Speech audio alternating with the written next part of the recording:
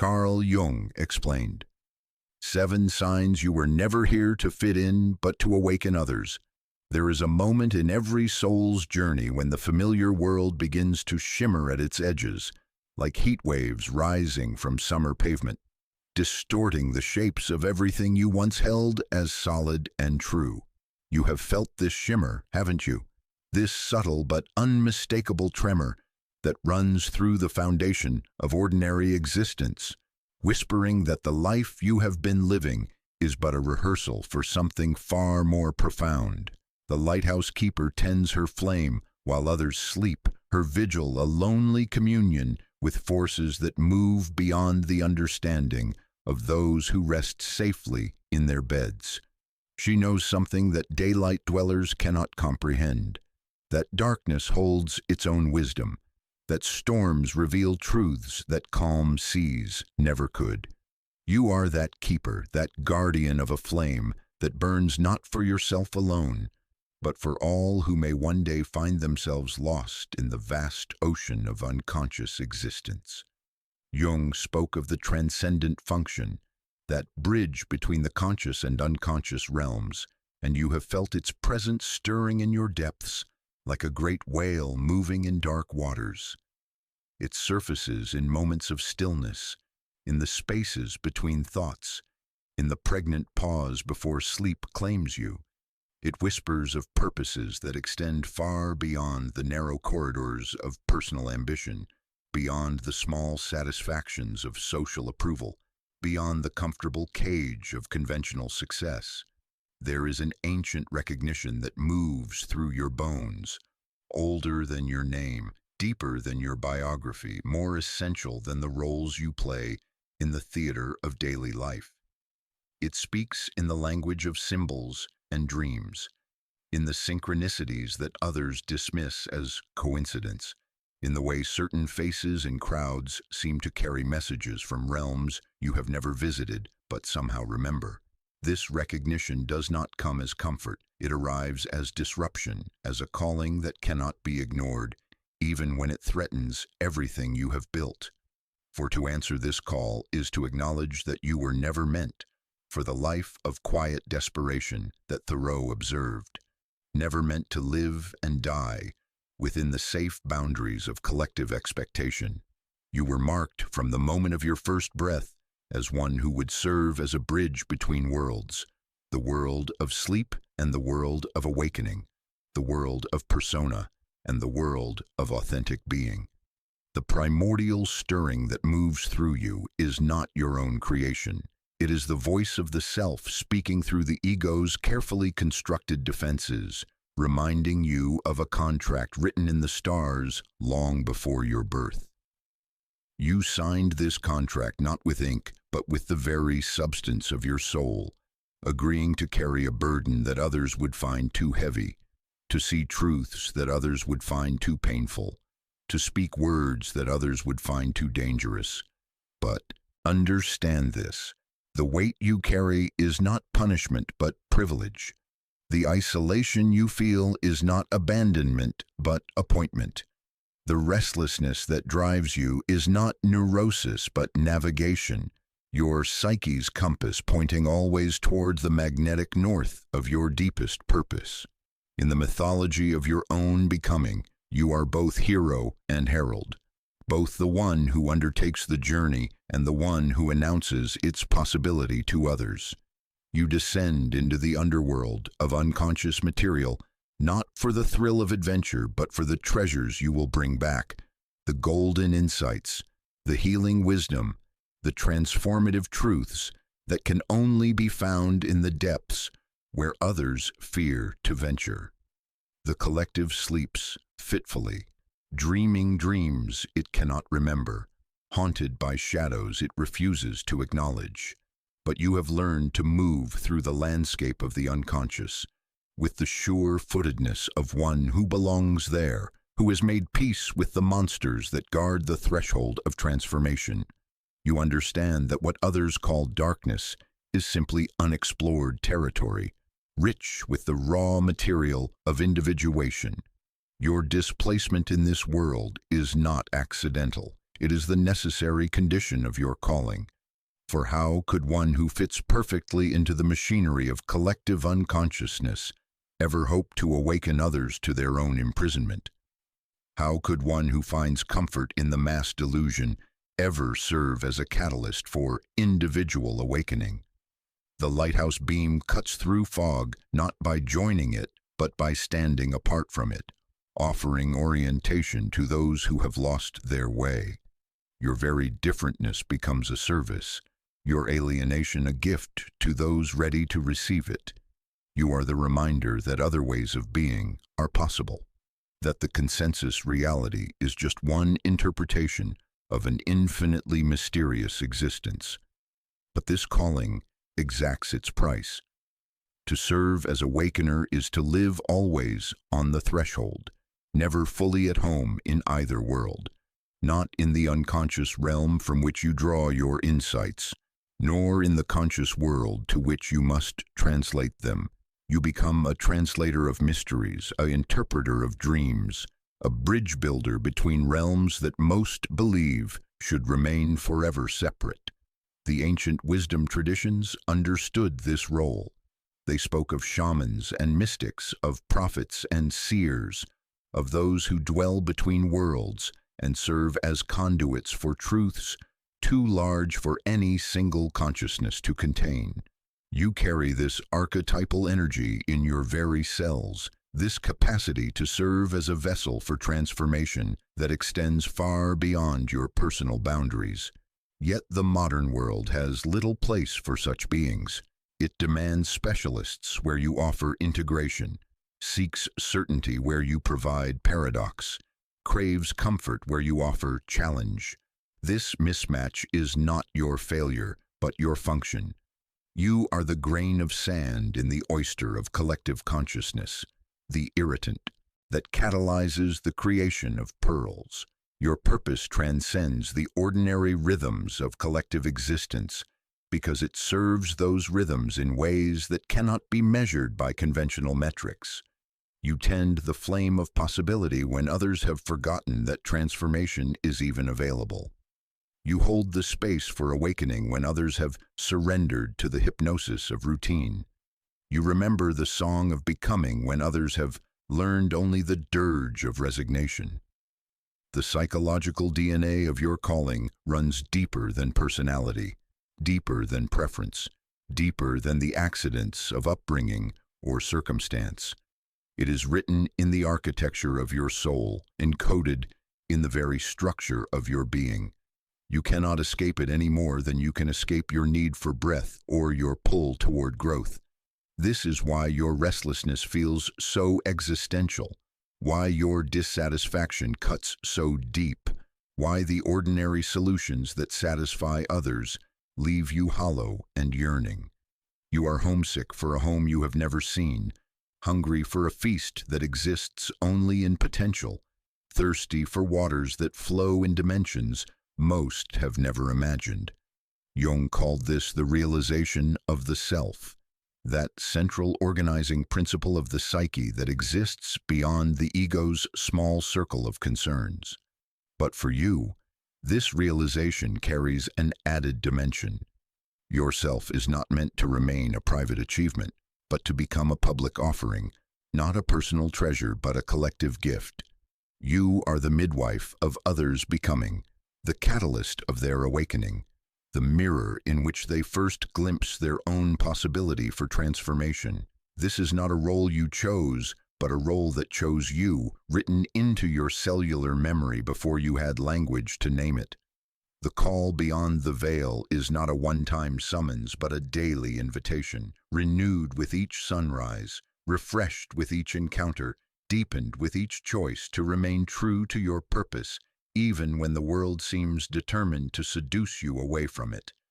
It requires a kind of faith that the ego cannot provide, faith in purposes that cannot be proven, in outcomes that cannot be guaranteed, in a significance that must be felt rather than demonstrated. You have answered this call every time you refused to settle for less than authentic relationship, every time you spoke truth when lies would have been easier, Every time you chose depth over surface, meaning over comfort, growth over safety. Each choice has been a small death of who you thought you were and a small birth of who you were always meant to become.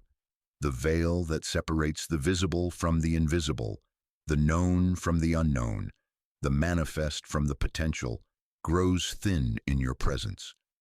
Others sense this even when they cannot name it, feel the proximity of mystery even when they cannot embrace it. You remind them of dimensions of existence they have forgotten, stir longings they thought they had successfully buried, awaken possibilities they had written off as impossible. This is the gift and the burden of your calling, to live as a constant reminder that transformation is not only possible, but inevitable, that awakening is not only available, but urgent, that the life of the soul is not only real, but necessary. You are the living proof that another way is possible, the embodied invitation to step beyond the confines of collective slumber into the vast adventure of individual becoming. The fog of forgetfulness that shrouds human consciousness begins to lift in the presence of one who remembers. The sleep of unconsciousness grows restless near one who has awakened. The comfortable lies that others tell themselves begin to feel less comfortable when exposed to the light of authentic being that radiates from your core. You tend the flame while others sleep, but you also tend it for when they awaken. Your vigil is not endless but transitional, not permanent but preparatory. You hold the space until others are ready to hold it themselves. Carry the light until others are ready to kindle their own. Speak the truth until others are ready to find their voice. The lighthouse keeper's flame burns not for itself, but for those still navigating treacherous waters, still seeking safe harbor, still hoping to find their way home. Your calling carries this same essence, a burning that consumes your small self in service of illuminating the way for others, a brightness that may blind you to your own needs, but never to your ultimate purpose. In the deepest chambers of your being, you know this truth. You were born to be a bridge between the world as it is and the world as it could be, between humanity's current level of consciousness and its next evolutionary leap, between the long night of collective sleep and the dawning of widespread awakening. This knowing sustains you through the loneliness of your vigil and gives meaning to the sacrifices your calling demands. The call beyond the veil is the call beyond the veil of ordinary existence, beyond the veil of collective unconsciousness, beyond the veil of personal limitation. It summons you to step into the fullness of your archetypal function, to embrace the sacred responsibility that comes with your unique psychological configuration, to become the agent of transformation that was always your deepest identity. You have felt this call stirring in the marrow of your bones, speaking in the language your soul recognizes, even when your mind struggles to translate it. It has called you beyond the safe harbor of conformity into the open waters of authentic being, beyond the comfortable prison of social expectation into the dangerous freedom of individual expression, beyond the small circle of personal concerns into the vast arena of collective healing. Answer this call, lighthouse keeper. Tend your flame. The night is deep, but morning comes to those who wait with light burning in their hearts. The child who carries the seeds of awakening within her soul often discovers her differentness through the bewildered stares of others, the way conversations fall silent when she enters a room, the invisible barriers that seem to surround her like a shimmering membrane between worlds. You have lived behind this membrane, haven't you? Watching the rituals of belonging through glass that others cannot even see, understanding the languages of connection that somehow remain foreign to your tongue. Jung understood this profound alienation as the mark of the individuated soul, the psychological signature of one who has been called to serve something larger than tribal comfort. Your estrangement from the collective is not a wound that healing can close, not a deficit that effort can overcome, not a mistake that better choices might have prevented. It is your sacred marking, the evidence written in the very fabric of your being that you were never meant to dissolve completely into the warm bath of unconscious belonging. There is a particular quality to your loneliness that sets it apart from the common ache of social isolation. It is the loneliness of the translator who must always stand between languages, never fully at home in either tongue. It is the loneliness of the bridge who experiences the rushing waters below, but never the solid ground of either shore. It is the loneliness of the mirror that reflects all faces but can never gaze upon its own true image. The stranger's mirror shows you truths that others spend lifetimes avoiding. In its surface, you see not the comfortable lies of persona, but the raw materials of authentic selfhood. While others look into mirrors that tell them what they want to hear, your reflection speaks in the harsh poetry of psychological honesty. It shows you the exile's face, the outsider's eyes, the mouth that speaks languages learned in dreams rather than schools.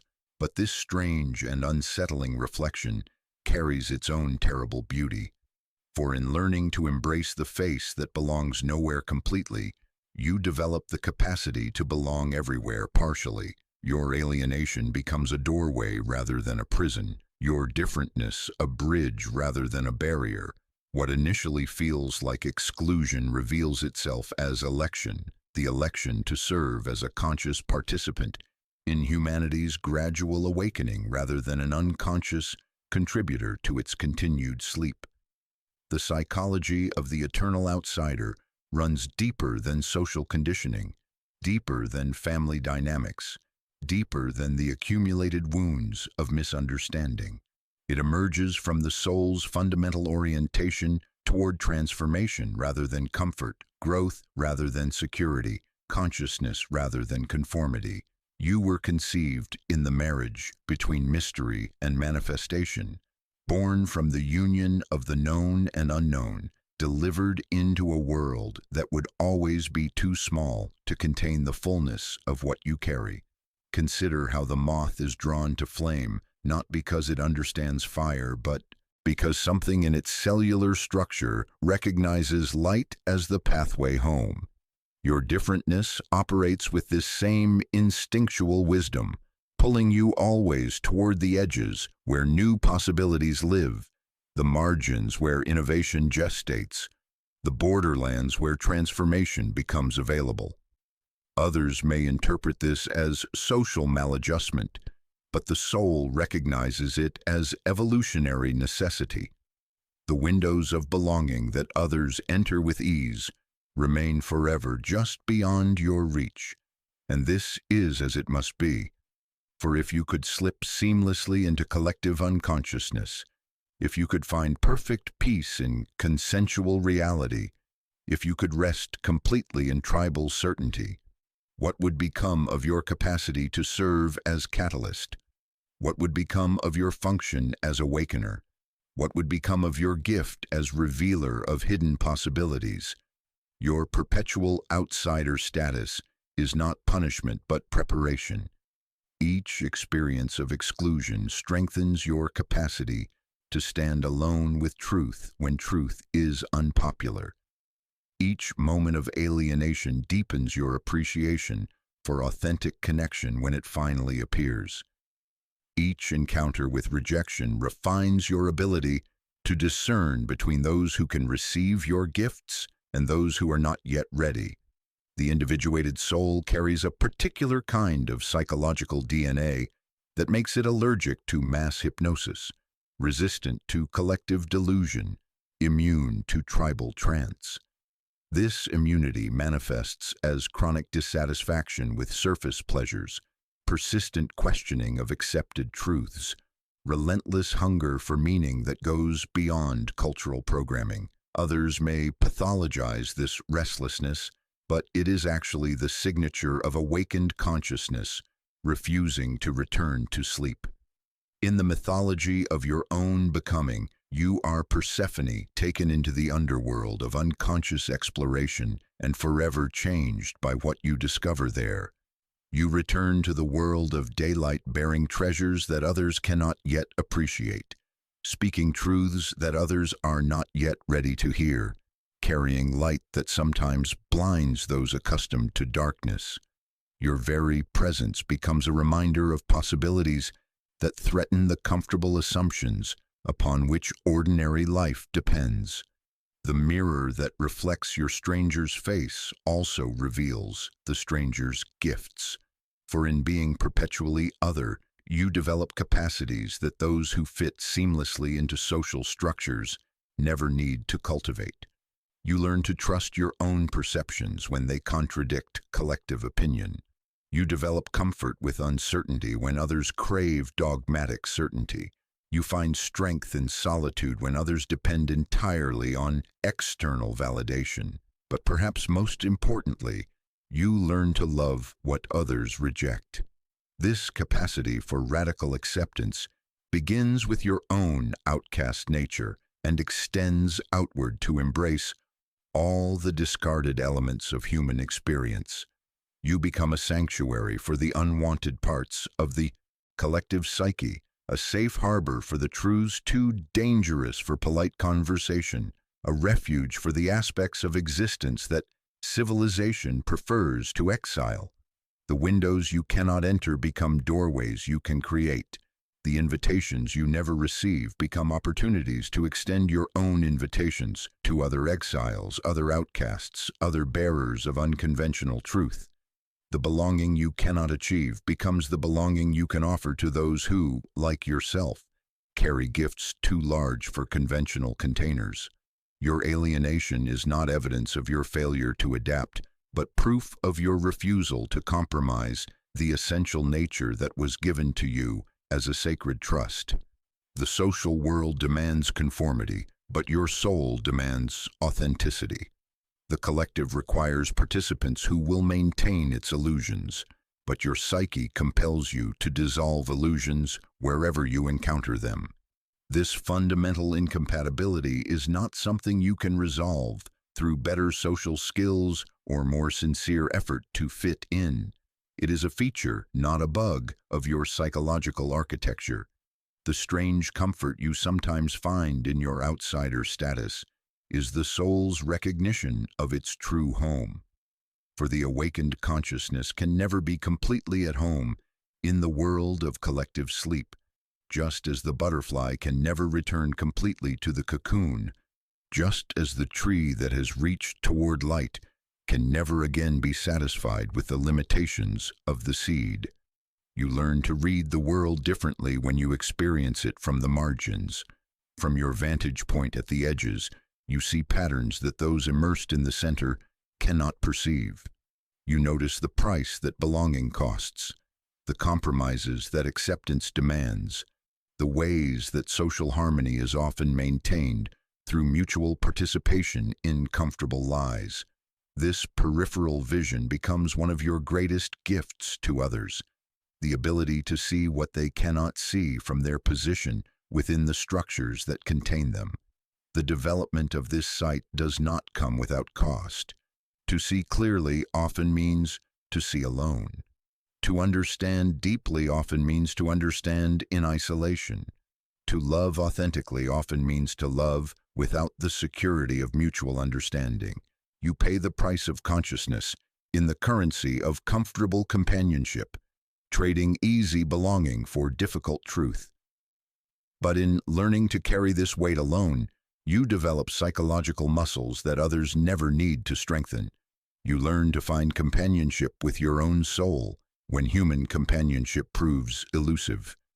You discover conversation partners in books, nature, dreams, and the vast realm of archetypal presences that surround but remain invisible to ordinary awareness. You develop a capacity for solitude that transforms from burden to blessing, from isolation to incubation. The chrysalis of your differentness is not meant to be permanent. It is the necessary container within which your transformation takes place. the protective membrane that allows your authentic selfhood to develop away from the pressures and expectations that would distort its natural emergence. But like all chrysalises, it will eventually split open to reveal what has been developing in its dark and protected interior. When this emergence begins, your alienation transforms into a different kind of relationship with the world, no longer the exile seeking admission to a world that cannot contain you. You become the creator of new possibilities, the pioneer of unexplored territory, the architect of alternative ways of being. Your differentness evolves from a problem to be solved into a gift to be shared. The stranger in the mirror begins to look less strange and more like the face of the future, the visage of what humanity might become when it finally grows tired of the limitations it has accepted as permanent. Your features, once so out of place in the current world, begin to look like they belong in the world that is struggling to be born through the very existence of beings like yourself. Others begin to see in your face not the unsettling reminder of their own compromises, but the encouraging promise of their own possibility. The mirror that once reflected alienation begins to reflect invitation. The same differentness that once excluded you from belonging becomes the magnet that draws others who have been waiting for permission to embrace their own authentic nature. Your exile transforms into ambassadorship. Your alienation evolves into attraction.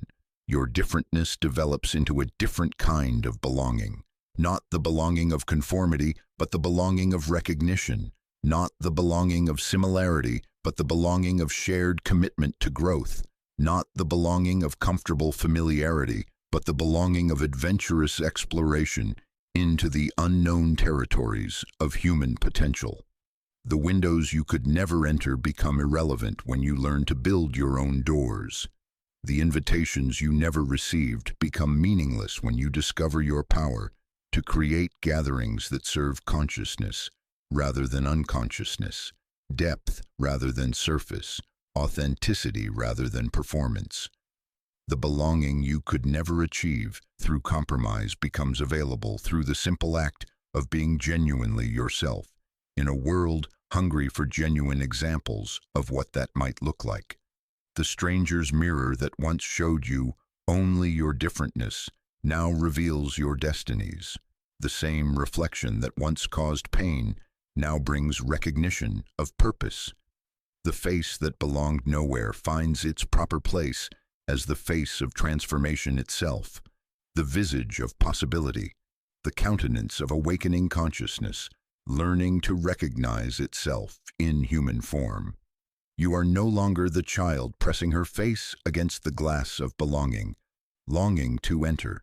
You are the adult who has learned to build transparent houses where glass is not a barrier but an invitation, where visibility serves connection rather than separation, where the view from inside is as compelling as the view from outside, because both perspectives are welcomed and honored. The exile's journey is complete, not when you finally gain admission to the world that once rejected you, but when you create a world spacious enough to hold both who you are and who others might become. The stranger's mirror becomes the mirror of transformation itself, reflecting not alienation but possibility, not exclusion but invitation, not differentness as problem but differentness as gift to a world ready for its next evolutionary leap. In the deep places of the psyche where civilization's light has never penetrated, treasures lie waiting that the surface world has learned to fear. You have walked in these places, haven't you? Not as a tourist of the dark, but as a resident, as one who has made peace with the monsters that others spend lifetimes fleeing. What the collective consciousness casts into the outer darkness, you have learned to welcome into the inner light of awareness. Jung spoke of the shadow as that part of the personality which the ego cannot acknowledge, the repository of everything we judge as unacceptable, everything we deny in ourselves, everything we project onto others rather than integrate within our own wholeness. But for the awakener, the shadow becomes something far more sacred. It becomes the doorway through which the rejected aspects of humanity can return to consciousness, the compost from which the flowers of transformation can bloom. Your willingness to descend into the shadow realm is not masochism, but service. While others construct elaborate defenses against their own darkness, you have learned to spelunk the caverns of the unconscious, bringing back reports from territories that most prefer to pretend do not exist.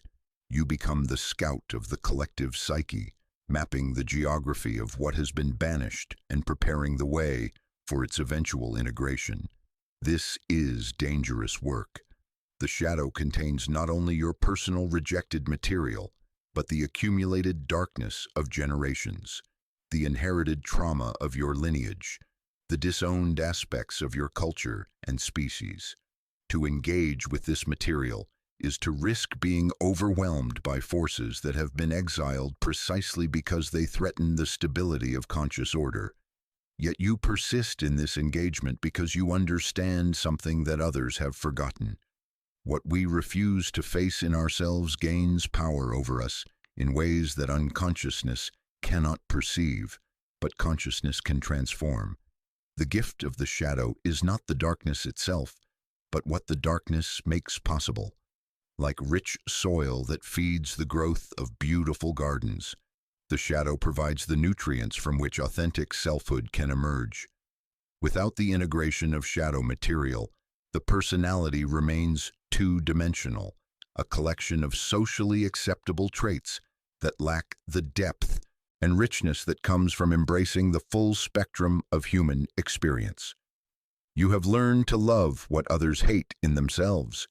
This radical acceptance begins with your own rejected aspects, the anger you were taught to suppress, the sexuality you were taught to shame, the wildness you were taught to tame, the power you were taught to diminish. But it extends beyond the personal to embrace the collective shadows that seek integration through individual consciousness willing to receive them. The awakener's relationship with shadow is not one of domination, but of dialogue.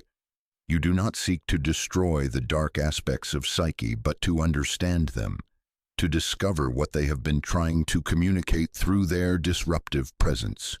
You learn the language of symptoms, the vocabulary of projections, the grammar of unconscious expressions that others experience only as problems to be eliminated.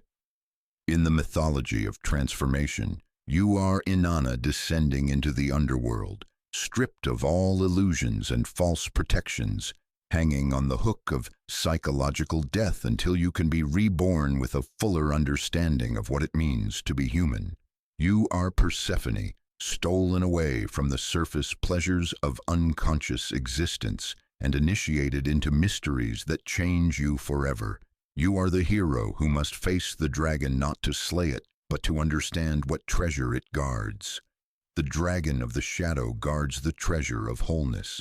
It breathes the fire of authentic emotion, hoards the gold of repressed creativity, protects the jewels of disowned power. Those who approach it with weapons of repression and denial are indeed consumed by its flames. But those who approach it with the offering of conscious attention discover that the dragon is not their enemy, but their forgotten ally, not their destroyer, but their liberator. Your willingness to engage with shadow material transforms you into a container for collective healing. The aspects of human nature that society cannot tolerate find in you a consciousness spacious enough to hold them without judgment, skilled enough to work with them without being overwhelmed, brave enough to bring them into the light without being blinded by their intensity. This is why others often project their own shadow material onto you. They sense your capacity to hold what they cannot hold, to face what they cannot face, to integrate what they cannot integrate. You become the repository for their disowned darkness, the screen upon which they project their rejected aspects. This can feel like persecution, but it is actually invitation. an invitation to serve as a transformative agent for material that desperately seeks consciousness. The shadow work of the awakener operates on multiple levels simultaneously. On the personal level, you excavate the buried aspects of your own psyche, reclaiming the power that was lost through repression, recovering the vitality that was sacrificed for social acceptance, restoring the wholeness that was fragmented through trauma and conditioning. But your personal shadow work becomes the foundation for collective healing, as the light of consciousness you bring to your own darkness illuminates possibilities for others to do the same.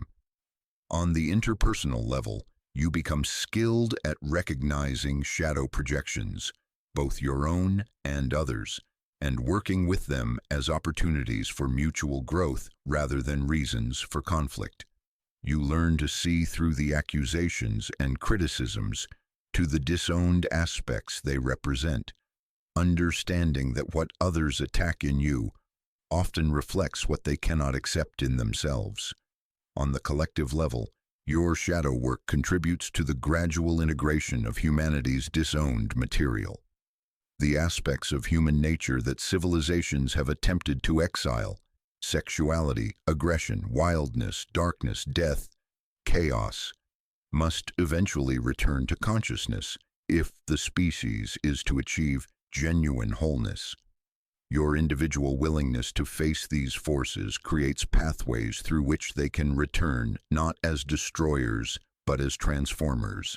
The gift of the shadow is also the gift of power, for in the shadow lie all the aspects of ourselves that were deemed too dangerous for social acceptance.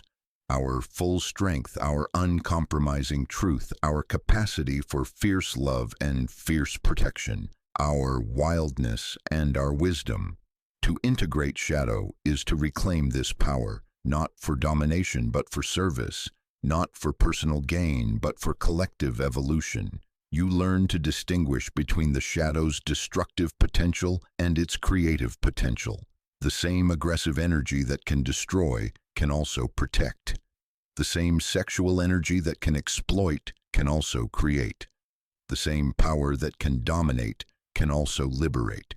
The art of shadow integration lies in learning to channel these forces through consciousness rather than allowing them to operate through unconsciousness. The awakener who has integrated shadow material becomes dangerous to systems of oppression and control because they cannot be manipulated through shame, guilt, or fear of their own darkness. They have faced their own capacity for evil and found within it the seeds of greater good. They have embraced their own potential for destruction and discovered their power to create. They have acknowledged their own selfishness and uncovered their capacity for selfless service. This integration creates a particular kind of authenticity that others find both attractive and threatening. It is the authenticity of one who has nothing left to hide, nothing left to prove, nothing left to defend. It carries the authority of one who has been to the depths of their own being and returned with treasures that can serve the healing of the world. The shadow's gift is also the gift of compassion, for when you have faced the full spectrum of your own capacity for both light and dark, when you have embraced the entirety of your own human nature, you naturally develop compassion for others who struggle with the same forces. You cannot judge others for their darkness when you have learned to love your own.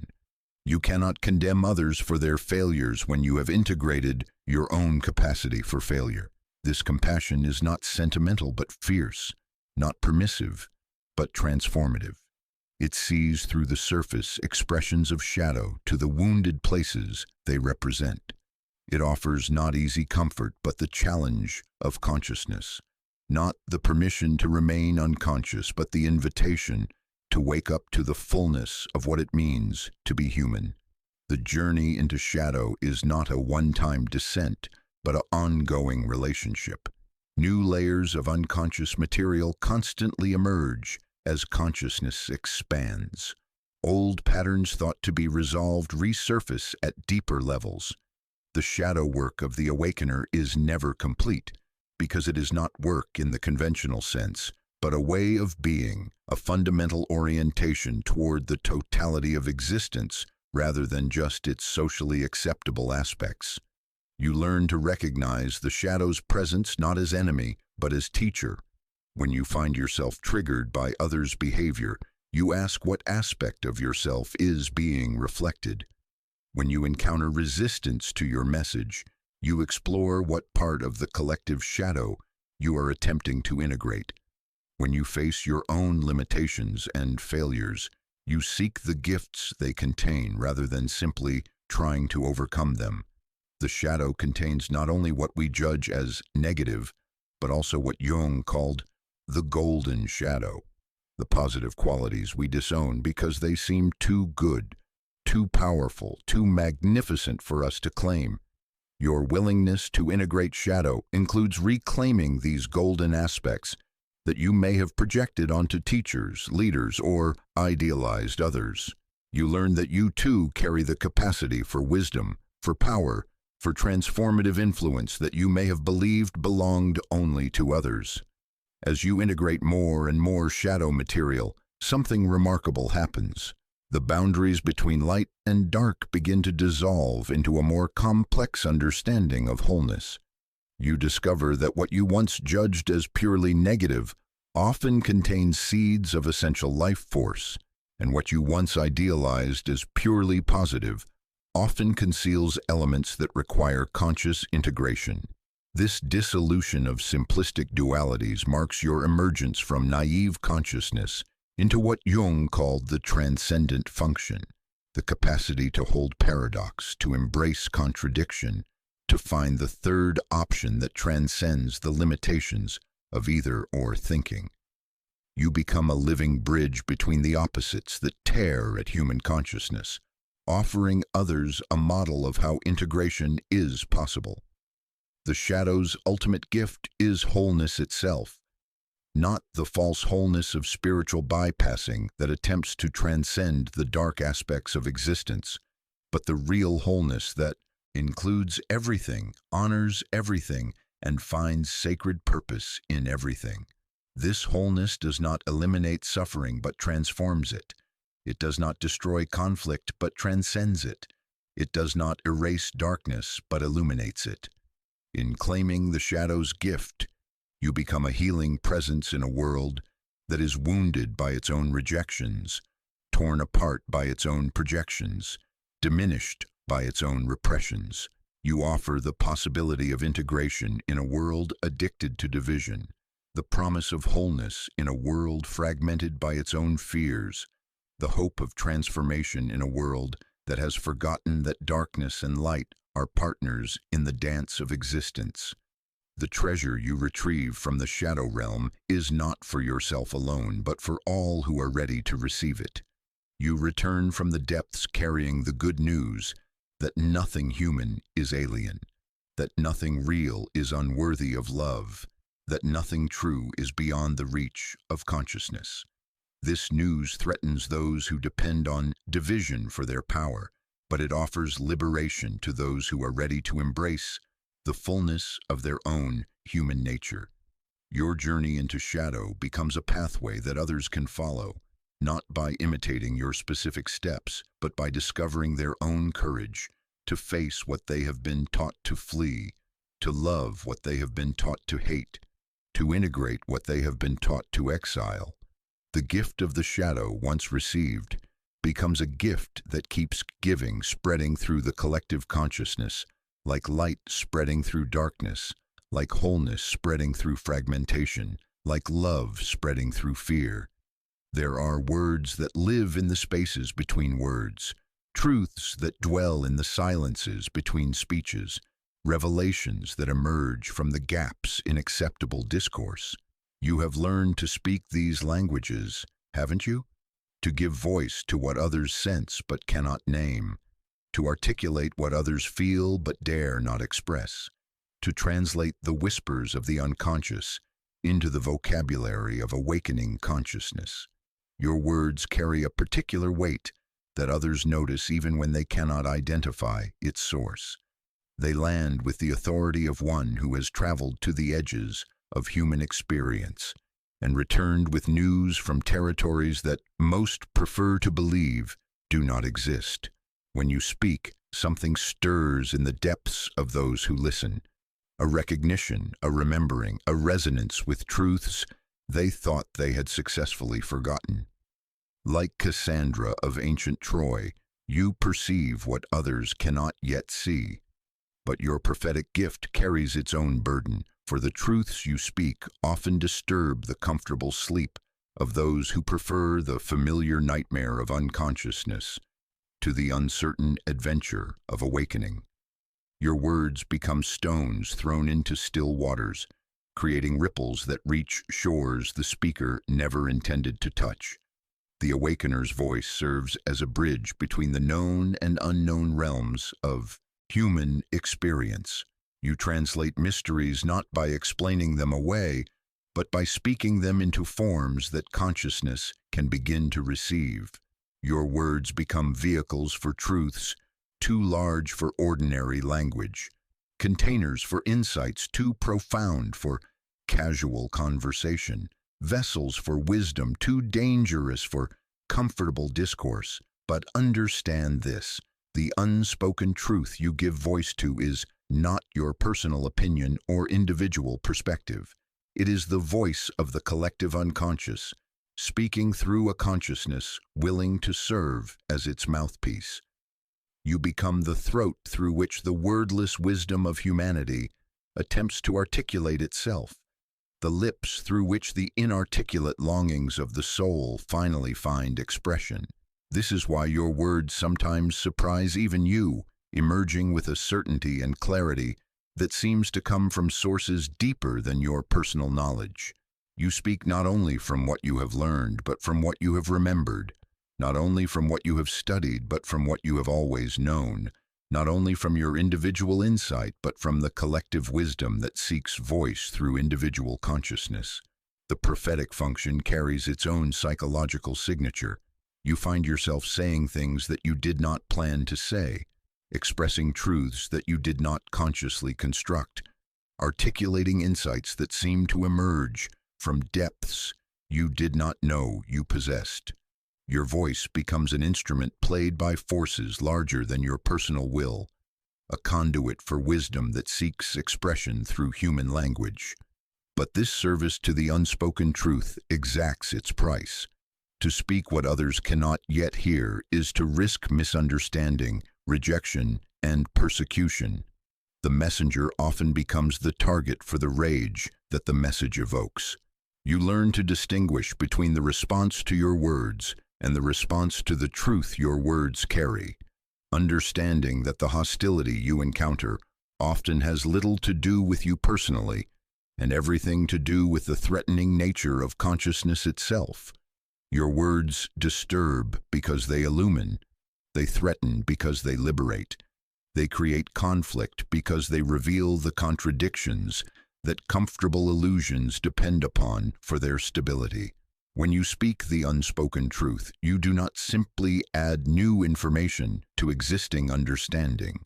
You fundamentally alter the landscape of possibility in ways that require others to question everything they thought they knew. The art of speaking unspoken truth lies not in the content alone, but in the timing, not just in what you say, but in how and when you say it. Like a skilled physician who knows that medicine can become poison in the wrong dose or at the wrong moment, you learn to calibrate your voice to what consciousness can receive without being overwhelmed by its own resistance. You develop sensitivity to the readiness of your audience, the capacity of the moment, the ripeness of the collective psychological soil to receive seeds that will not sprout until conditions are exactly right. Sometimes your words must wait years or even decades to find the consciousness prepared to receive them. Sometimes they land immediately in hearts that have been unknowingly preparing for precisely the message you carry. The unspoken truth often emerges through paradox, through the juxtaposition of seemingly contradictory statements that together point toward realities too complex for linear logic to grasp. You learn to speak in the language of the transcendent function, using words that can hold opposing truths simultaneously, employing metaphors that can contain multitudes, crafting sentences that open rather than close the space for understanding. Your voice becomes a tuning fork for authenticity in a world filled with false notes. When you speak, others recognize the frequency of truth even when they cannot immediately comprehend its meaning. Your words carry the resonance of one who has been to the depths and returned, the authority of one who has faced their own lies and survived the encounter with honesty. But the prophetic voice is not always welcome, even among those who claim to seek truth. The comfortable seekers who prefer inspiration to transformation, who want to be uplifted rather than challenged, who seek confirmation of their existing beliefs rather than expansion of their understanding, often find your words too sharp, too penetrating, too demanding of real change.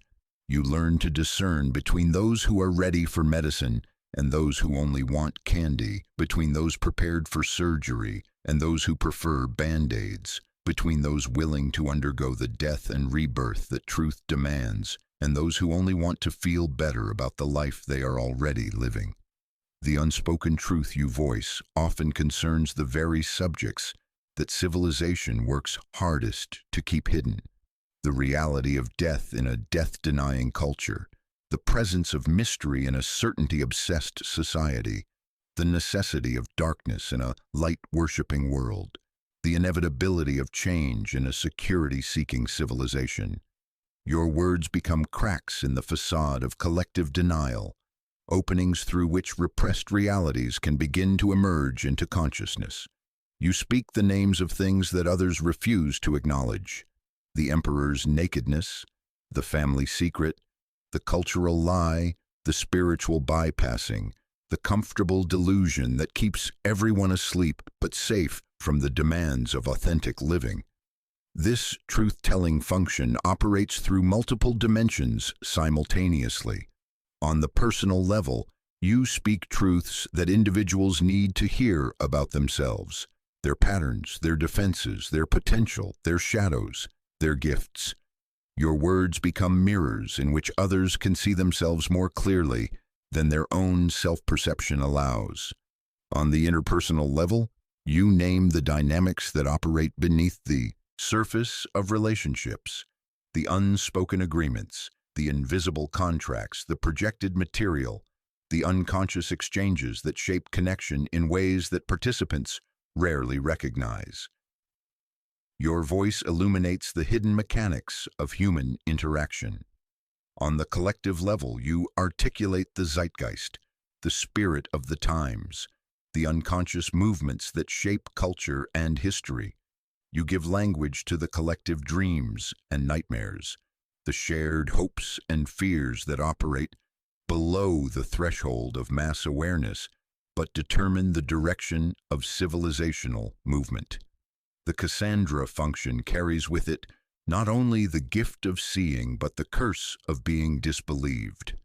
Your prophetic insight is often dismissed as negativity, your warnings ignored as pessimism, your calls for awakening rejected as disturbance of the peace.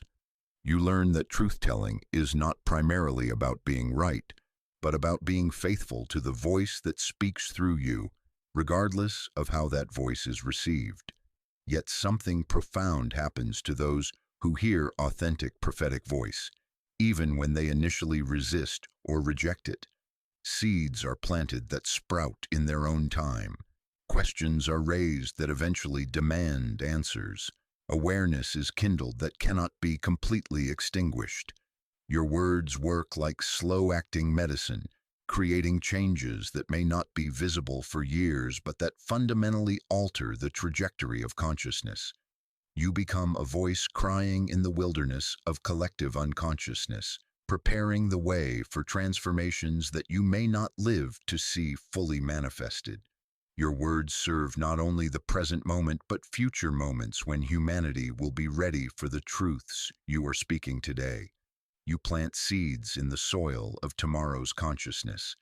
The unspoken truth emerges not only through what you say, but through what you embody. Your very presence becomes a form of communication, your being a kind of speaking, your existence a continuous articulation of possibilities that others have not yet imagined for themselves. You become a living word, a walking truth, an embodied message that speaks even in silence. This embodied truth-telling often proves more powerful than verbal communication because it bypasses the mind's defenses and speaks directly to the soul's recognition. Others sense in your presence the reality of transformation, the possibility of authenticity, the availability of awakening, even when you speak no words at all. Your voice serves as a catalyst for others to find their own voice. By speaking your truth, you give others permission to speak theirs. By breaking the silence around forbidden topics, you create space for others to break their own silences. By articulating what has been inarticulate, you model the process by which consciousness brings the unconscious into language. The ripple effects of prophetic speech extend far beyond the immediate audience. Your words are carried by those who hear them to others who need to hear them.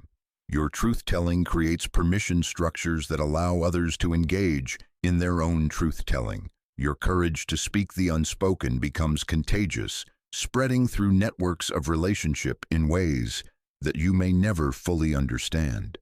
But perhaps the deepest gift of the prophetic voice is its capacity to midwife the birth of new realities. When you speak possibilities that do not yet exist, when you articulate potentials that have not yet manifested, when you give language to futures that are struggling to emerge, your words become creative forces that participate in bringing new worlds into being. The unspoken truth, once spoken, cannot be unspoken. It enters the field of collective consciousness and begins its work of transformation, often in ways that are invisible to those who speak it and those who hear it. Truth works like leaven in bread, like seeds in soil, like light in darkness, quietly, persistently, inevitably creating change from within the very substance of what exists. Your voice becomes an instrument of evolution, a tool of consciousness, a means by which humanity talks itself into its next level of development. The truths you speak today become the common knowledge of tomorrow. The possibilities you articulate now become the realities that future generations will inhabit. In the end, the prophetic voice serves not prophecy for its own sake, but prophecy in service of awakening. You speak the unspoken truth not to demonstrate your insight, but to midwife the insight of others, not to be proven right, but to catalyze the kinds of questioning that lead to genuine understanding, not to disturb the peace, but to disturb the sleep that masquerades as peace. The weight of truth that your words carry is not yours to bear alone, but yours to share with all who are ready to receive it. Through your willingness to serve as a voice for the voiceless dimensions of human experience, you participate in the great conversation by which consciousness comes to know itself more fully, by which humanity learns to speak its own deepest truths, by which the future calls the present into greater alignment with its highest possibilities. There comes a moment in every soul's journey when the comfortable illusions fall away like autumn leaves, and you find yourself standing at the threshold of a path that no one else can walk for you. This is the moment Jung called the beginning of individuation, that sacred, terrifying, utterly necessary descent into the depths of your own becoming. It is not a path chosen lightly, nor one that announces itself with trumpets and fanfare.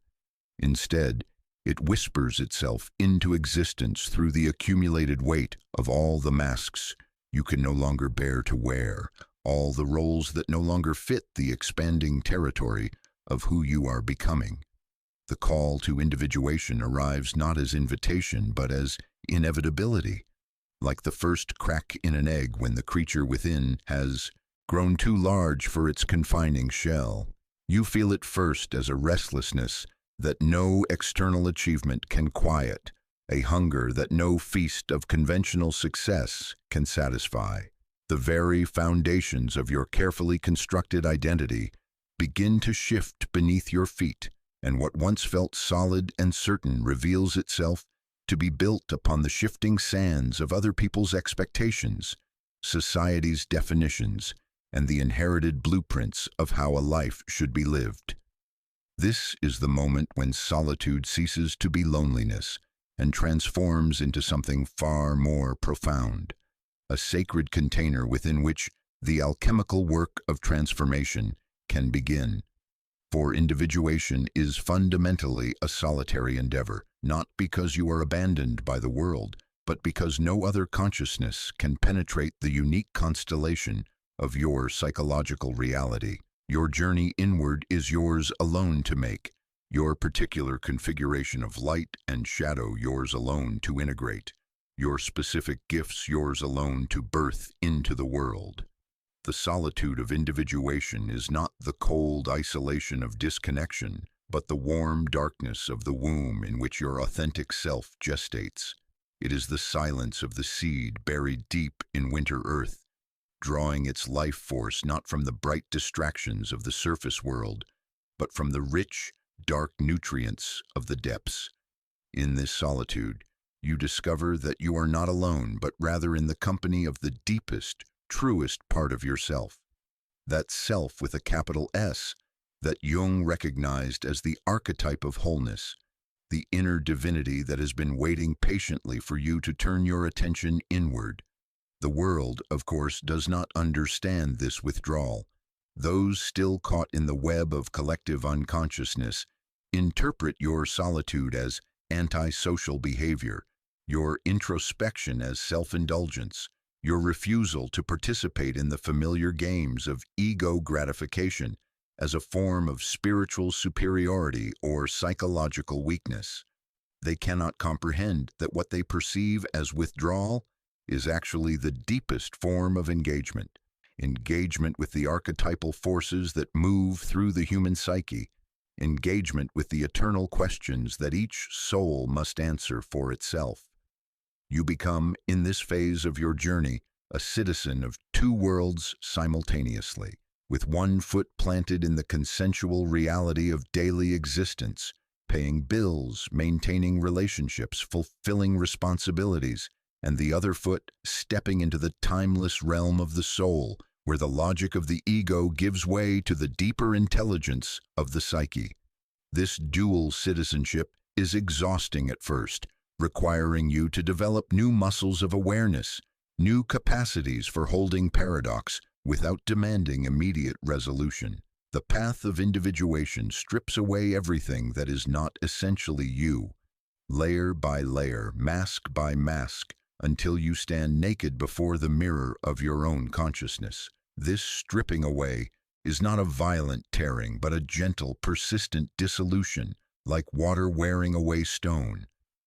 The persona that you wore so successfully in the world begins to feel like an ill-fitting costume. The roles that once defined you, professional, parent, partner, citizen, while still necessary for functioning in the world, no longer provide the core sense of identity they once did. In this dissolution, you encounter what Jung called the transcendent function, that mysterious capacity of the psyche to bridge opposites and birth something entirely new from their union. This function operates not through the linear logic of the thinking mind, but through the symbolic language of dreams, synchronicities, and intuitive insights. You begin to trust a different kind of knowing, one that emerges from the depths rather than descending from the heights of intellectual understanding. The solitude of individuation becomes a laboratory for experimenting with authenticity. Away from the constant feedback loops of social interaction, you begin to discover who you are when no one is watching, what you truly value when not influenced by others' opinions, what brings you alive when freed from the obligation to conform to external expectations.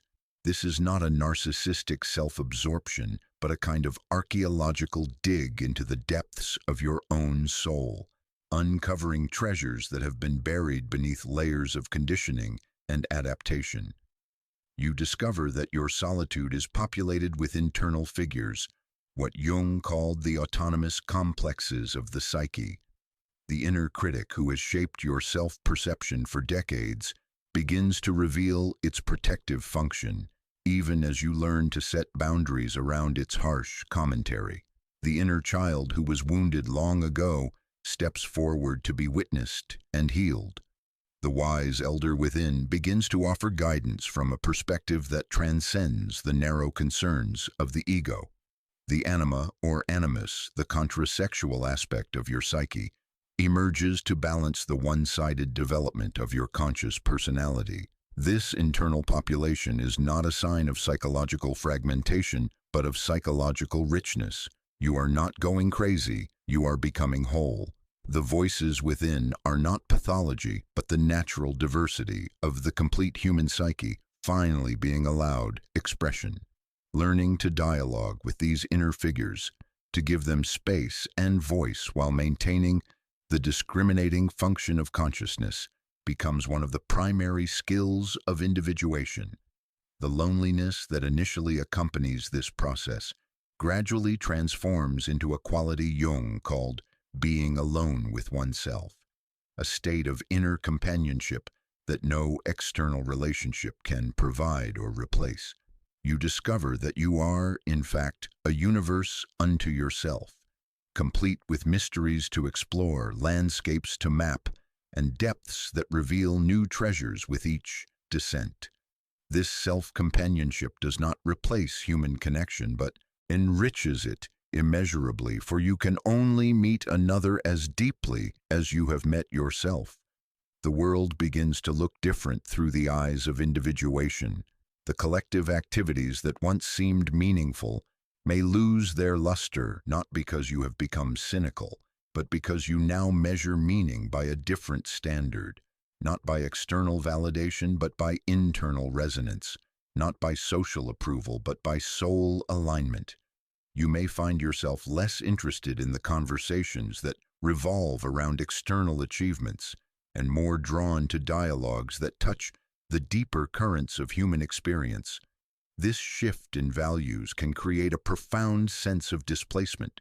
You may feel like an alien visiting from another planet as you move through social situations that once felt natural and comfortable. The small talk that lubricates social interaction may feel increasingly meaningless, while the subjects that fascinate you, the nature of consciousness, the meaning of suffering, the mystery of synchronicity, may be met with blank stares or polite disinterest.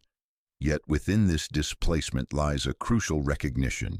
You are being called to serve as a bridge between the conscious and unconscious worlds, between the collective and the individual, between the known and the unknown.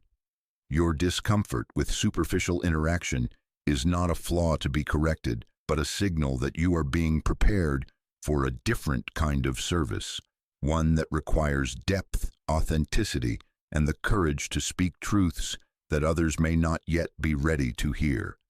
The solitude of individuation becomes a training ground for this deeper service. In the quiet hours of self-reflection, you develop the capacity to hear the whispers of the soul that are drowned out by the noise of collective life. You learn to trust the subtle guidance that comes not through dramatic revelations, but through the quiet persistence of inner knowing. You develop what Jung called a religious attitude, not adherence to any particular doctrine, but a reverence for the mystery of existence and your unique place within it. This religious attitude transforms your solitude from mere self-focus into a kind of prayer, a continuous dialogue with the deeper forces that shape human experience.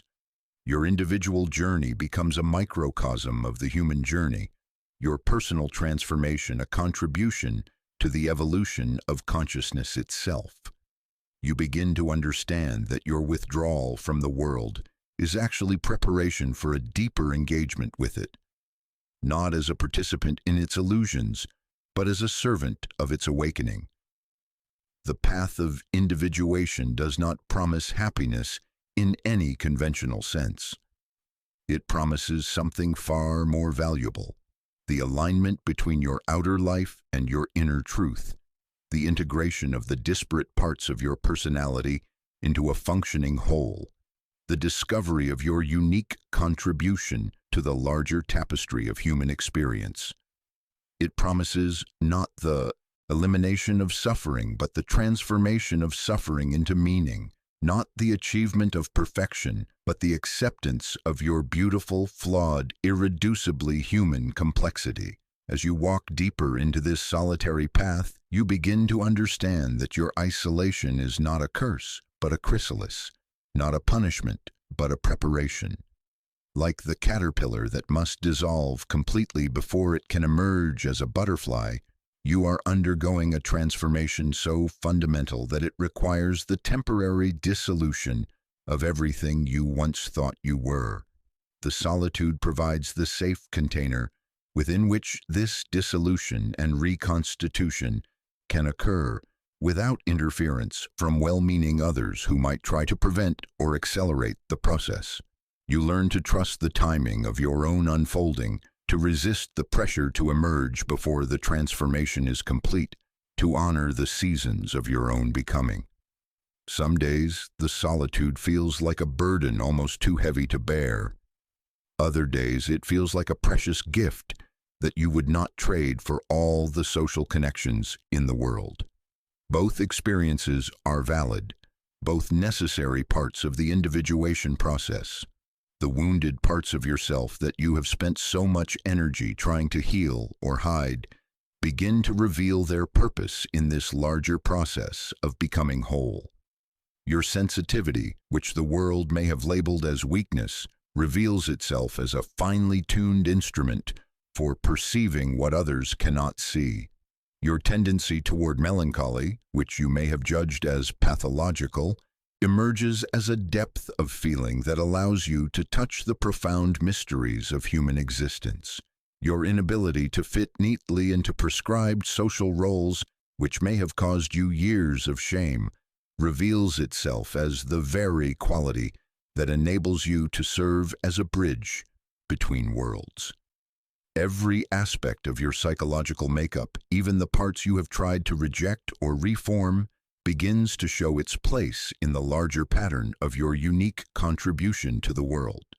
This is not a passive acceptance of dysfunction, but an active recognition that what you have experienced as your greatest liabilities may actually be your greatest assets, once they are understood and integrated within the context of your individual path of development. The solitude of individuation becomes a sacred space where this recognition and integration can occur. Away from the constant pressure to be other than you are, you can finally meet yourself with the compassion and curiosity that your soul has been waiting for. You can explore the landscapes of your own consciousness without the need to explain or justify your discoveries to others. You can move at your own pace, honor your own rhythms, trust your own process of becoming. As this trust deepens, something miraculous begins to happen. The very authenticity that your solitude has cultivated begins to emanate from you like a fragrance, attracting others who are ready for deeper connection, who hunger for the kind of genuine encounter that is only possible when at least one person has done the work of meeting themselves completely. Your solitude, rather than isolating you from meaningful relationship, becomes the foundation for relationships of unprecedented depth and authenticity. But this gift to others emerges naturally from the completion of your own process, not as its primary goal. The path of individuation is not undertaken for the benefit of others, though others inevitably benefit from your journey toward wholeness. It is undertaken because the soul demands nothing less than complete honesty, complete integration, complete alignment between who you are and how you live. It is undertaken because anything less than full authenticity becomes a form of slow death, a betrayal of the life force that moves through you, seeking expression. The solitude that once felt like exile reveals itself as the most direct path home, not to any external destination, but to the center of your own being, where the self awaits with infinite patience and unconditional love. This homecoming does not mark the end of your journey, but the beginning of service from a place of genuine wholeness, authentic presence, and integrated wisdom. Your solitude becomes the foundation from which you can offer to the world exactly what it has been waiting for, the irreplaceable gift of your fully realized, completely authentic self.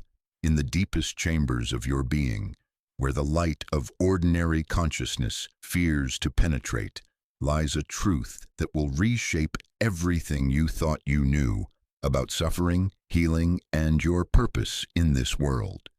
It is the recognition that your wounds, those raw, tender places that you have spent so much energy trying to hide, heal, or transcend, are not obstacles to your service, but the very foundation upon which your gift to humanity rests.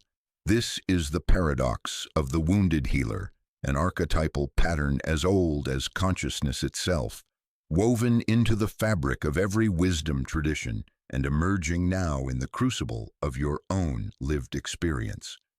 The wounded healer archetype speaks to a mystery that the rational mind struggles to comprehend, that our greatest capacity to serve others emerges not from our strength but from our brokenness, not from what we have conquered but from what has conquered us, not from the territories where we have achieved mastery but from the landscapes where we have been utterly defeated and somehow, inexplicably, found a way to continue breathing.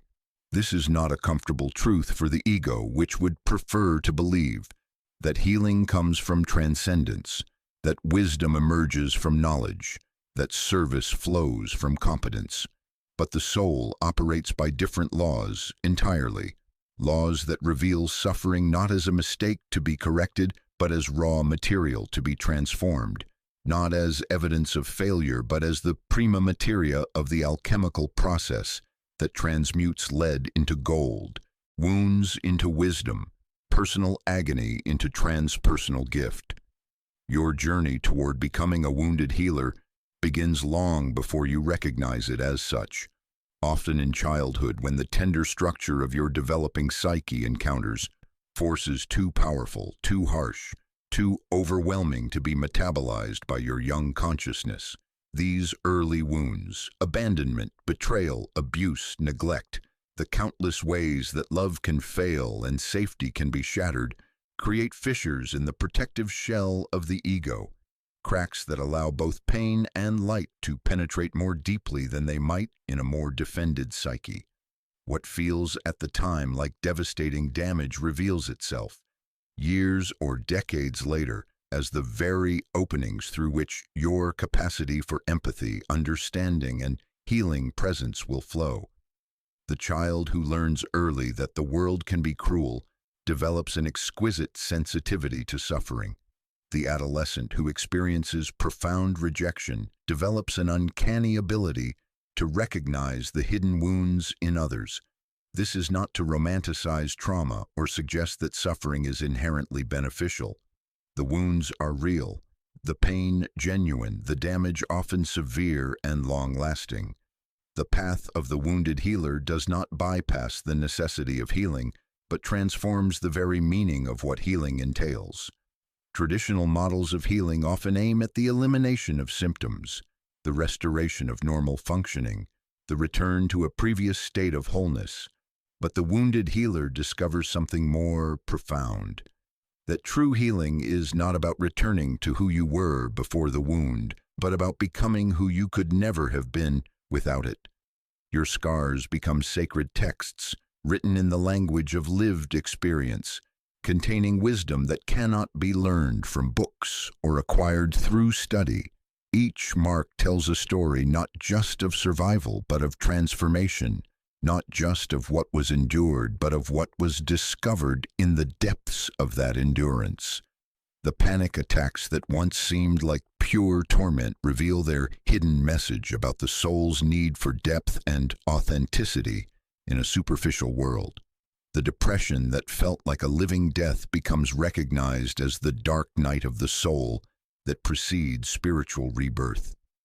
The addiction that brought such shame and destruction unveils itself as a misdirected but genuine spiritual hunger, a desperate attempt to touch something transcendent in a culture that offers little access to the sacred. This reframe does not minimize the genuine suffering these experiences create, nor does it suggest that all pain serves a higher purpose. Rather, it recognizes that consciousness has an extraordinary capacity to extract meaning from meaninglessness, to discover treasure in the trash heap of traumatic experience, to find in the very experiences that seemed to destroy you the seeds of your greatest gift to the world. This alchemical transformation occurs not through denial or positive thinking, but through the slow, patient work of integration, allowing the wound to be fully felt, fully grieved, fully acknowledged before attempting to extract its hidden wisdom. The wounded healer learns to inhabit their scars differently than others might. Where the ordinary approach to healing seeks to minimize the visibility of wounds, to move on as quickly as possible, to put the past behind and focus on the future, the wounded healer develops a different relationship with their history of pain. They learn to wear their scars not as badges of honor, but as credentials of authenticity, not as proof of their specialness, but as evidence of their humanness, not as weapons to wield against the world, but as bridges to connect with others who carry similar wounds. This transformation of relationship with one's own woundedness creates what Jung called the transcendent function, the psyche's capacity to hold opposites in creative tension until something new emerges from their union. The wounded healer embodies this function, becoming a living symbol of how brokenness and wholeness can coexist, how vulnerability and strength can reinforce rather than undermine each other, how personal suffering can become transpersonal medicine. You become a walking paradox, simultaneously fragile and resilient, wounded and healing, broken and whole. The gift that emerges from this integration is not the ability to fix others or to offer solutions to their problems. It is something far more precious and rare, the capacity to be present with another's pain without needing to change it, to witness another's struggle without rushing to judgment or advice, to create a space of such safety and acceptance that others can finally encounter their own wounds without the armor of defense or the distraction of blame. Your presence becomes a sanctuary where others can lay down the exhausting burden of pretending to be other than they are.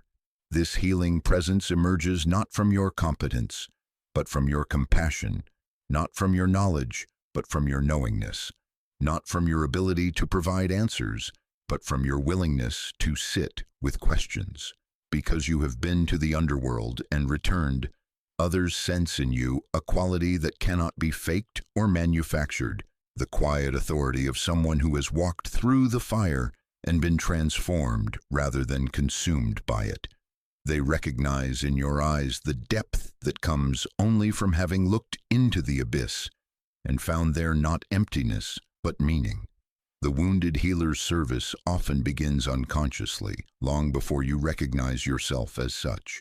Others are drawn to you without understanding why, sensing something in your presence that gives them permission to be authentic, to drop their masks, to speak truths they have never dared voice before. You find yourself becoming a confessor without a church, a therapist without credentials, a priest without ordination. People tell you their secrets, share their shame, reveal their hidden struggles, often surprising themselves with their openness in your presence. This magnetic quality is not something you cultivate deliberately, but something that emerges naturally from your own journey through darkness toward light. Your willingness to be authentic about your struggles gives others permission to be authentic about theirs. Your refusal to pretend that life is easier than it is creates space for others to acknowledge their own difficulties.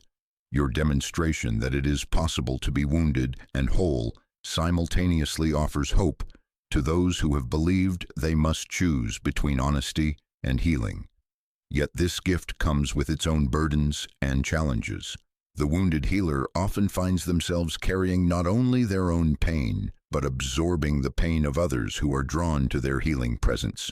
Without proper boundaries and self-care practices, the wounded healer can become overwhelmed by the constant influx of others' suffering, leading to what therapists call compassion fatigue, but which might more accurately be described as the occupational hazard of having a heart too open, a psyche too permeable, a spirit too willing to carry what others cannot yet bear alone. Learning to serve from your wounds without being consumed by them becomes one of the central challenges of embodying this archetype.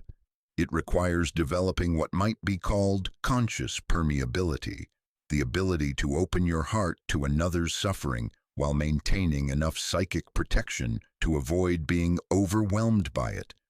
This is not the cold detachment of professional distance, but the warm boundaries of loving self-preservation, recognizing that you cannot serve others from an empty vessel, cannot heal others while neglecting your own healing process.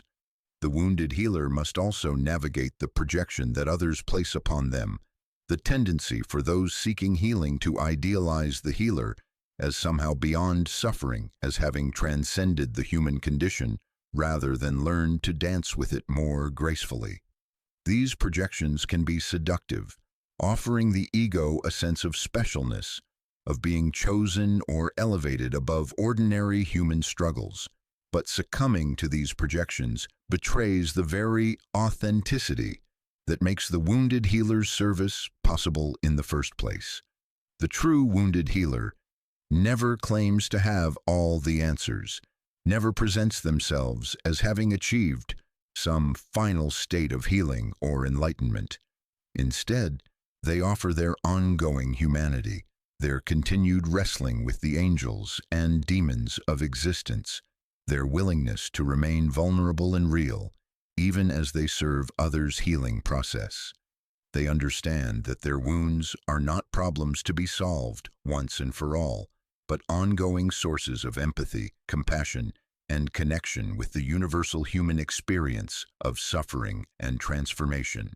This ongoing relationship with your own woundedness requires a different kind of courage than the heroic models of healing often celebrate. It is not the courage of conquest, but the courage of accompaniment, not the bravery of transcendence, but the valor of immanence, not the strength to rise above the human condition, but the wisdom to dive deeper into its mysteries. You learn to befriend your pain rather than defeat it, to dance with your demons rather than destroy them, to make allies of the very experiences that once seemed like enemies. The wounded healer's path is ultimately one of service, but service of a particular kind. It is not the service that comes from obligation or duty, not the helping that emerges from a need to be needed or a desire to be seen as good. It is the service that flows naturally from authenticity, the healing that happens when someone has done their own work so thoroughly that their very being becomes medicine, their presence a balm, their story a bridge between the land of suffering and the territory of meaning. Your wounds become windows through which others can glimpse the possibility of their own transformation. Your scars become maps that others can follow through their own dark territories. Your story becomes a lighthouse for those lost at sea in their own storms, offering not rescue but orientation, not salvation but the promise that it is possible to navigate the treacherous waters of human existence and arrive at harbors of meaning, purpose, and peace. The wounded healer's gift to the world is ultimately the demonstration that nothing is wasted in the economy of the soul, that every experience, no matter how painful, shameful, or seemingly destructive, contains within it the seeds of wisdom, compassion, and service.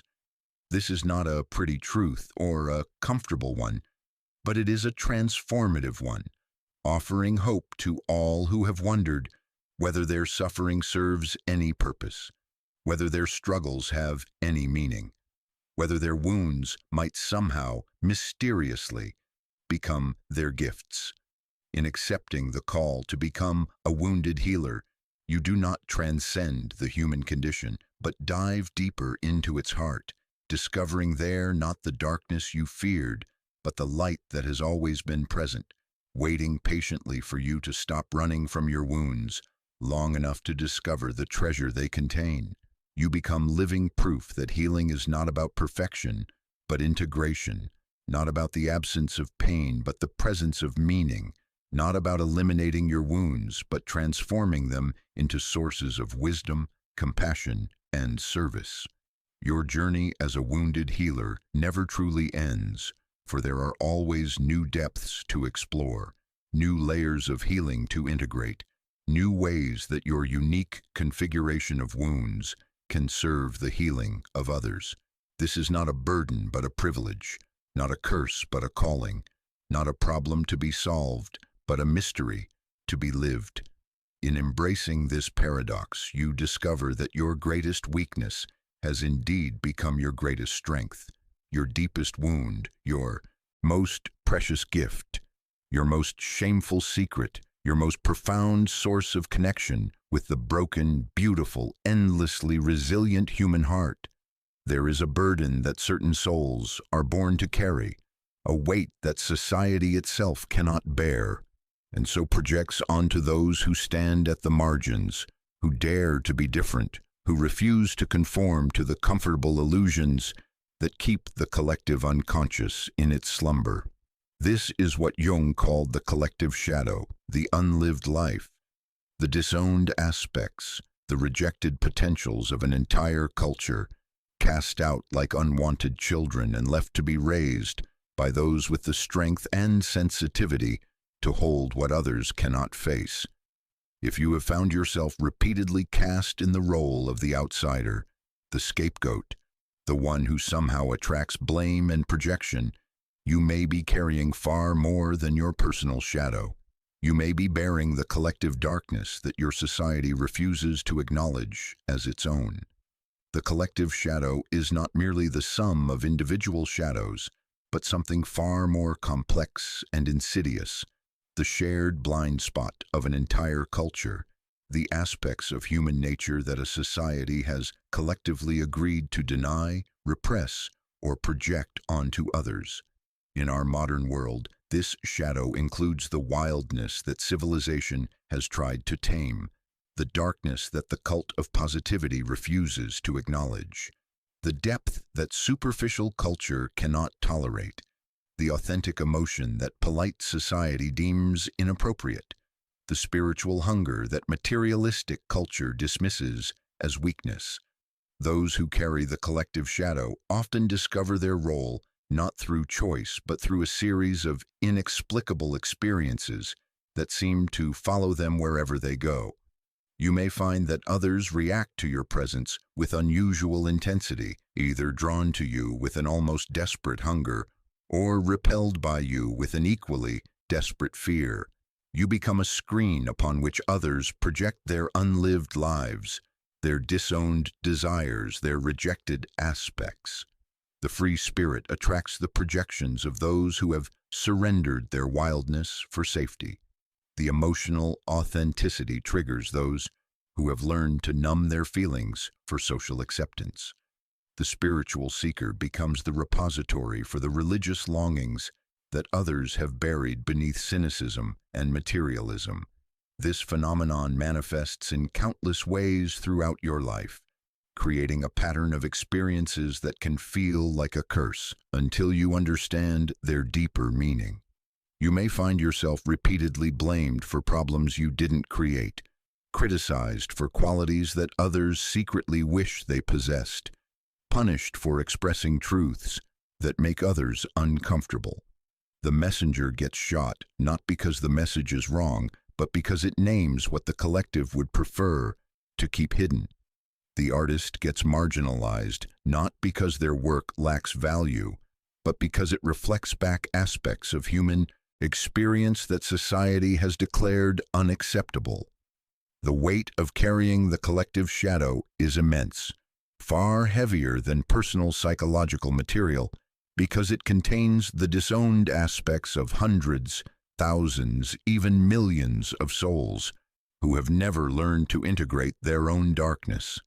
You may find yourself struggling with energies and emotions that feel disproportionate to your personal circumstances, carrying grief that belongs to generations, anger that represents collective injustice, fear that embodies cultural trauma that has never been properly processed or healed. This burden often manifests as a profound sense of alienation that goes beyond ordinary social discomfort. You feel like an exile not just from your immediate community, but from the entire cultural project of modern civilization. The values that others take for granted, the pursuit of status, the accumulation of possessions, the celebration of surface appearances, feel not just meaningless, but actively harmful. The conversations that animate others feel hollow to you. The entertainments that distract others from their deeper questions only intensify your hunger for authentic meaning. Yet within this alienation lies a profound calling for those who carry the collective shadow, serve as essential agents of cultural transformation. Just as the individual must integrate their personal shadow to achieve wholeness, so must cultures evolve by reclaiming and integrating the aspects of human nature they have rejected. But cultures cannot do this work directly. They require individuals who are willing to embody the disowned aspects, to live them consciously, to demonstrate that what has been rejected as evil, dangerous, or unacceptable might actually contain essential wisdom, vitality, and healing power. You become, whether you choose it or not, a laboratory for cultural evolution. Your willingness to embrace what others reject, to explore what others fear, to embody what others deny, creates new possibilities for human expression and development. Your refusal to conform to limiting social roles opens space for others to discover their own authentic nature.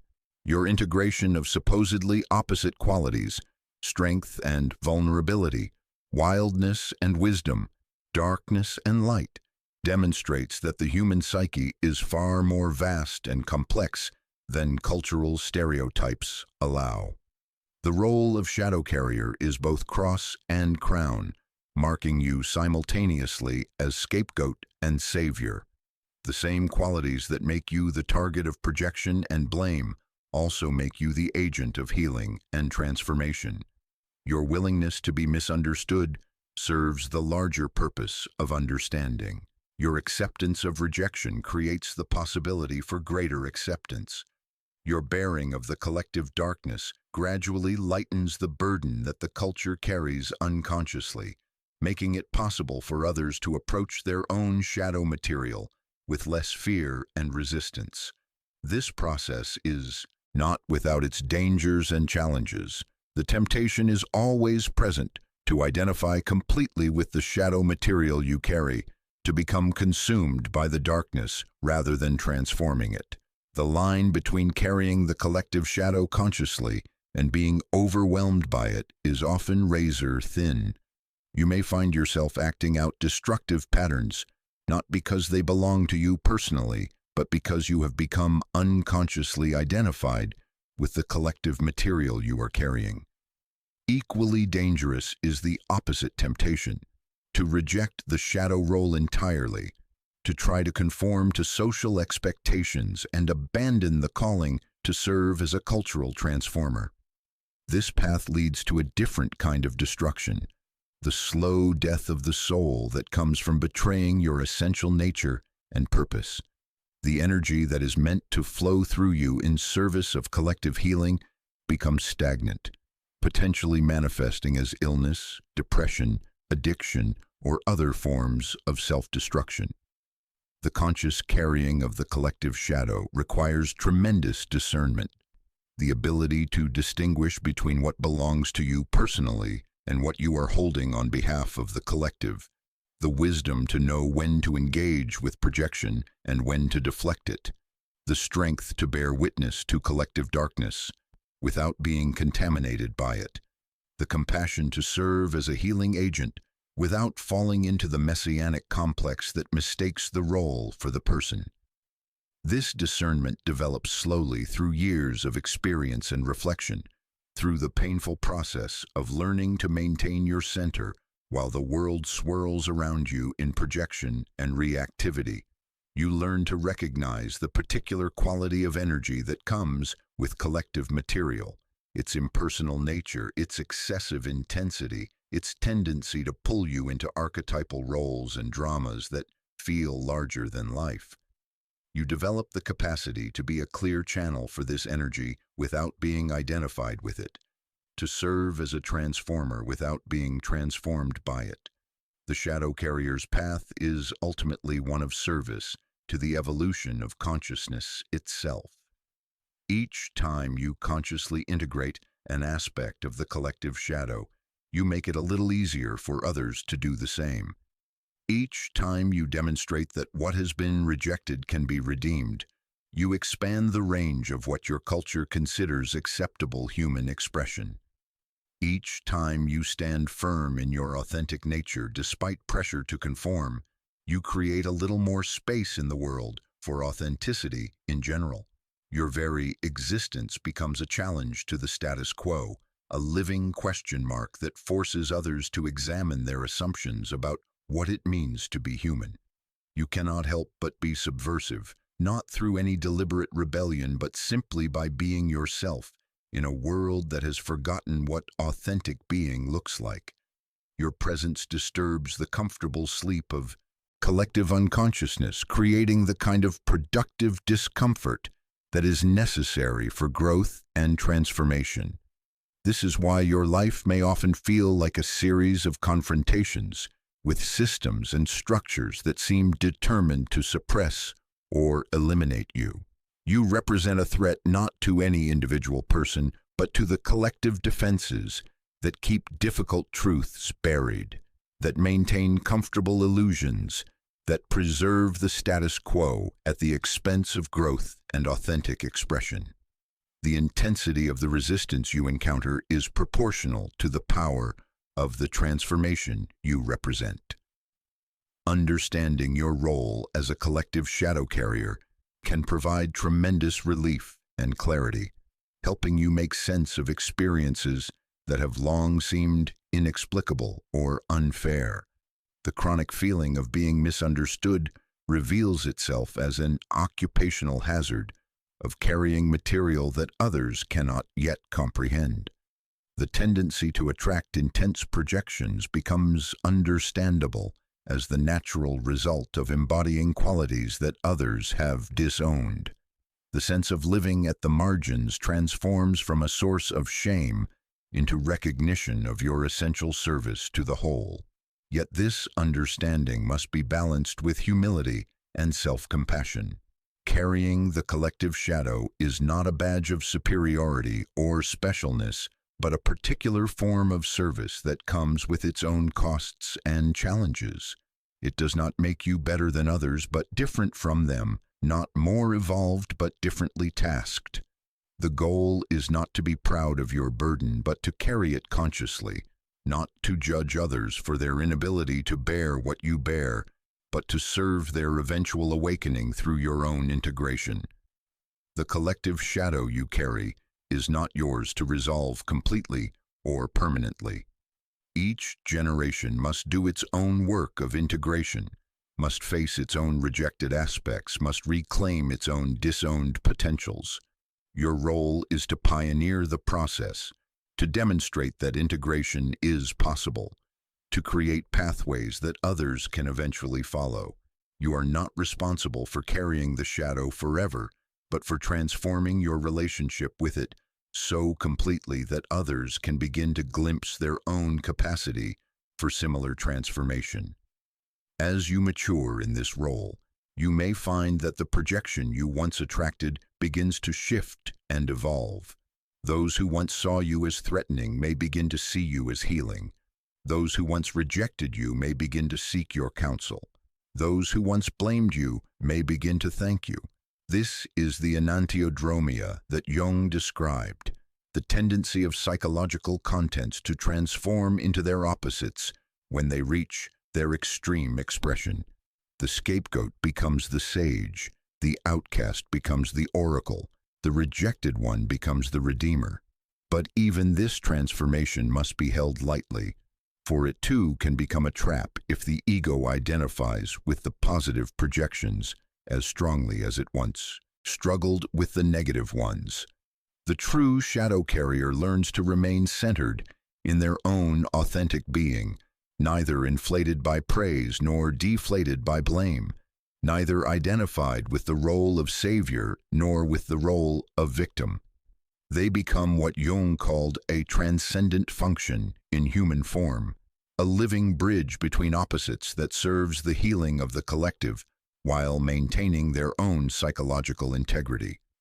Your calling as a collective shadow carrier is ultimately a calling to love.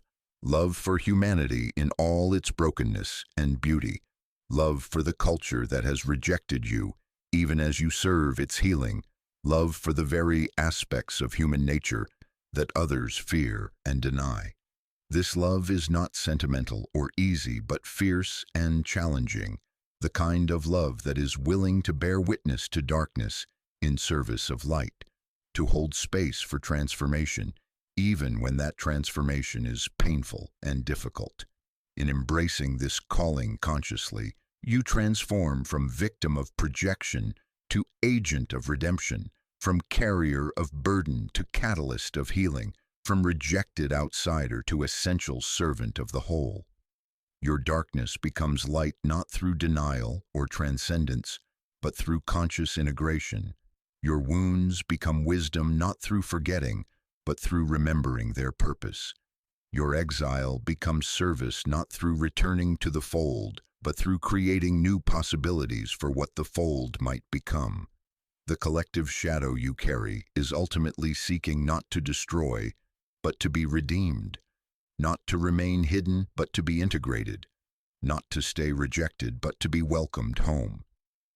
Through your conscious bearing of this material, you serve as midwife to the birth of a new level of cultural consciousness, one that can embrace the full spectrum of human nature without fear or denial.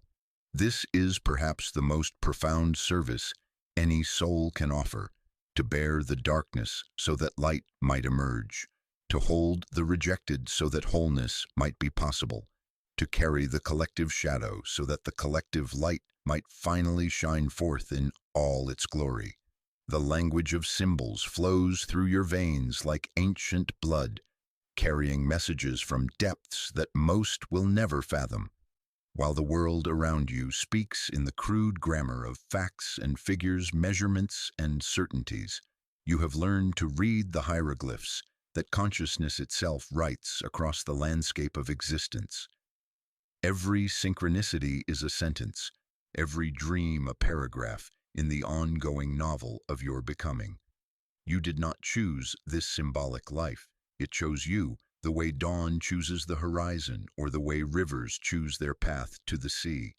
From your earliest memories, the world presented itself to you as a living text, dense with meaning that existed beyond the surface of things. Where others saw coincidence, you glimpsed the invisible threads that weave all experiences into a tapestry of purpose. Where others dismissed their dreams as random neural firing, you recognized the nightly visitations of your unconscious, bearing gifts of wisdom wrapped in the strange poetry of sleep.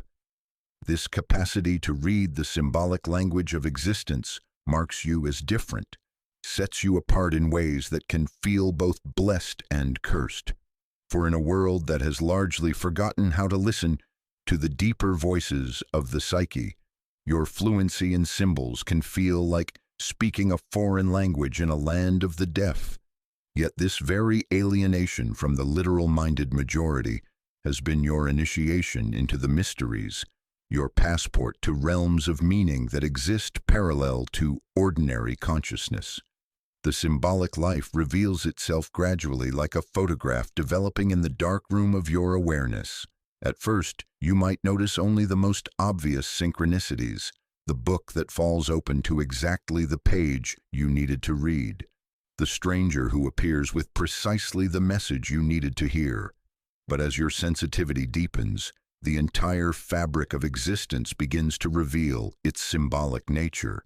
The weather becomes a mirror of your inner climate. The animals that cross your path carry messages from the collective unconscious, and the very architecture of your daily life arranges itself into patterns that speak of deeper movements in the soul. Jung understood that symbols are not merely decorative additions to human experience. They are the very language through which the unconscious communicates with consciousness. Unlike signs which point to something known and fixed, symbols emerge from the living depths of the psyche to express realities that cannot be captured in literal language. They are bridges between the known and unknown, pathways that lead consciousness toward ever greater wholeness.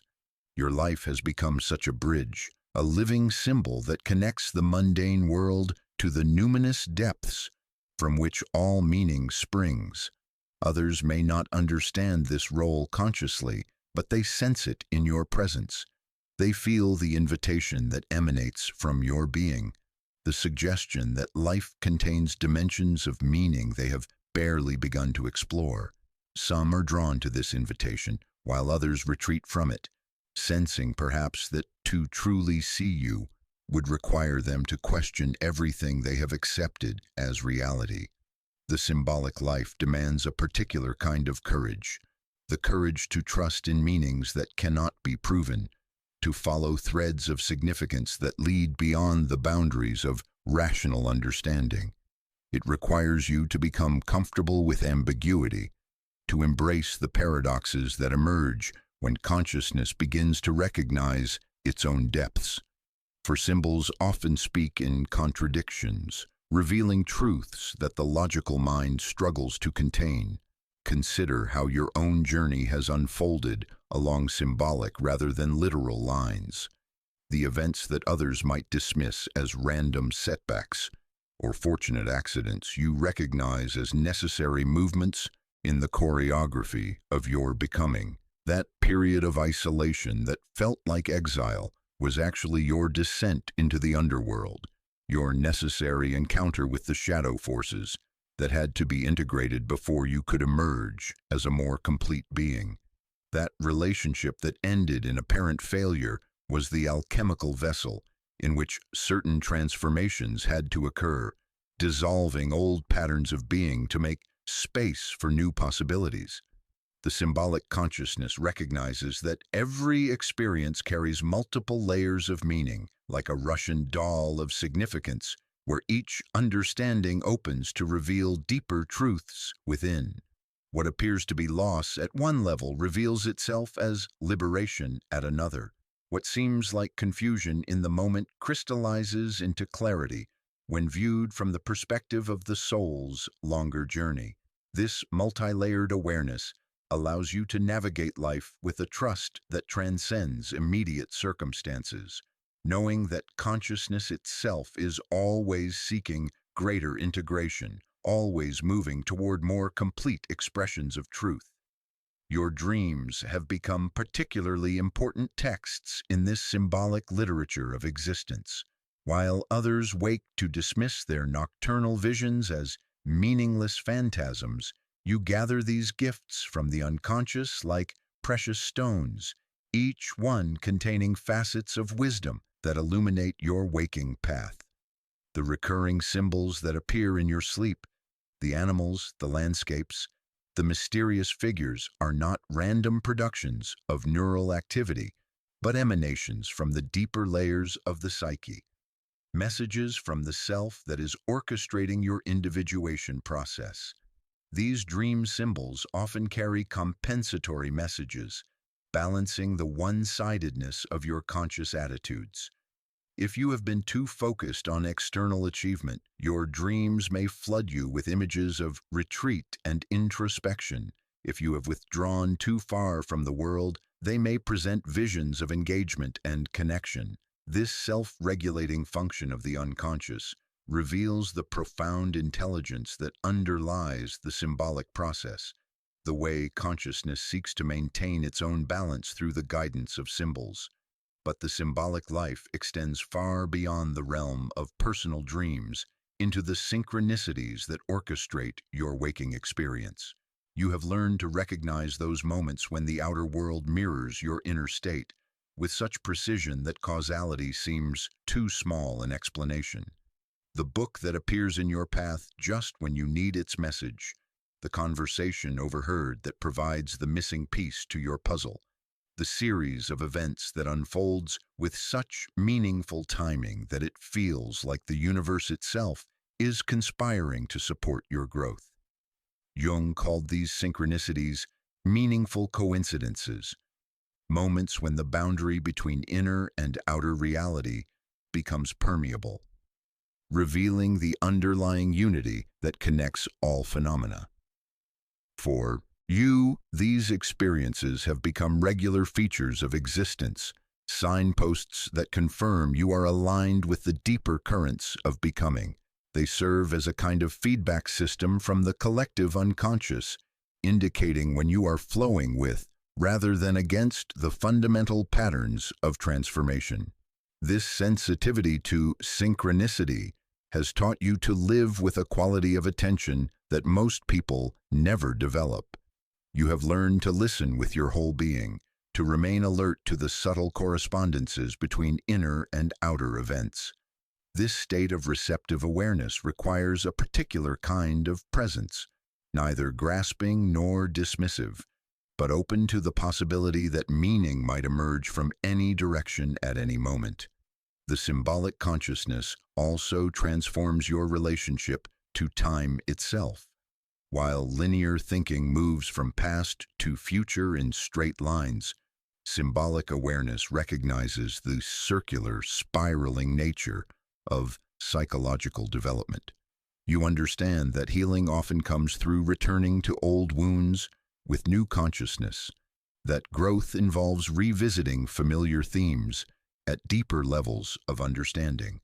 The symbols that guided you in childhood may reappear in midlife, offering new layers of meaning that were invisible to your younger awareness.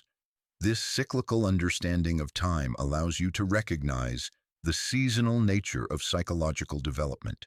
There are times for planting new possibilities, times for nurturing growth, times for harvesting wisdom, and times for allowing old structures to die so that new life might emerge. Your symbolic consciousness has taught you to align with these natural rhythms rather than forcing linear progress where organic development is needed. The mythological dimension of existence has become particularly alive for you. You recognize in the ancient stories not primitive superstitions, but profound maps of psychological transformation. The hero's journey speaks directly to your own experience of leaving familiar territory, encountering trials, and returning transformed. The death and rebirth myths illuminate your understanding of the ego's necessary dissolution and reconstitution. The figures of the wise old man and woman become not abstract concepts but living presences that guide you through difficult passages. These mythological patterns provide a container for experiences that might otherwise feel overwhelming or meaningless. When you recognize your current struggle as a variation on Persephone's descent into the underworld, or your creative breakthrough as an echo of Prometheus's theft of fire, the personal dimension of your experience connects to the eternal patterns that have shaped human consciousness throughout history. This mythological awareness lifts your individual journey into the realm of the archetypal, revealing how your personal transformation participates in the larger evolution of consciousness itself. Your capacity to read the symbolic dimension of existence has also transformed your understanding of relationship. You recognize that the people who appear in your life often carry symbolic significance beyond their personal identities. The difficult boss who triggers your authority issues, the friend who mirrors your own unacknowledged qualities, the romantic partner who constellates your deepest patterns of love and fear. These relationships become alchemical vessels in which transformation occurs. This symbolic understanding of relationship does not diminish the personal dimension of human connection, but adds layers of meaning that enrich every encounter. You learn to appreciate the gifts that even challenging relationships bring, recognizing how each person who enters your life offers opportunities for greater self-knowledge and integration. The conflicts that arise are not merely personal struggles, but symbolic enactments of broader themes that consciousness needs to explore and resolve. The symbolic life has also awakened you to the profound intelligence that operates through apparently random events.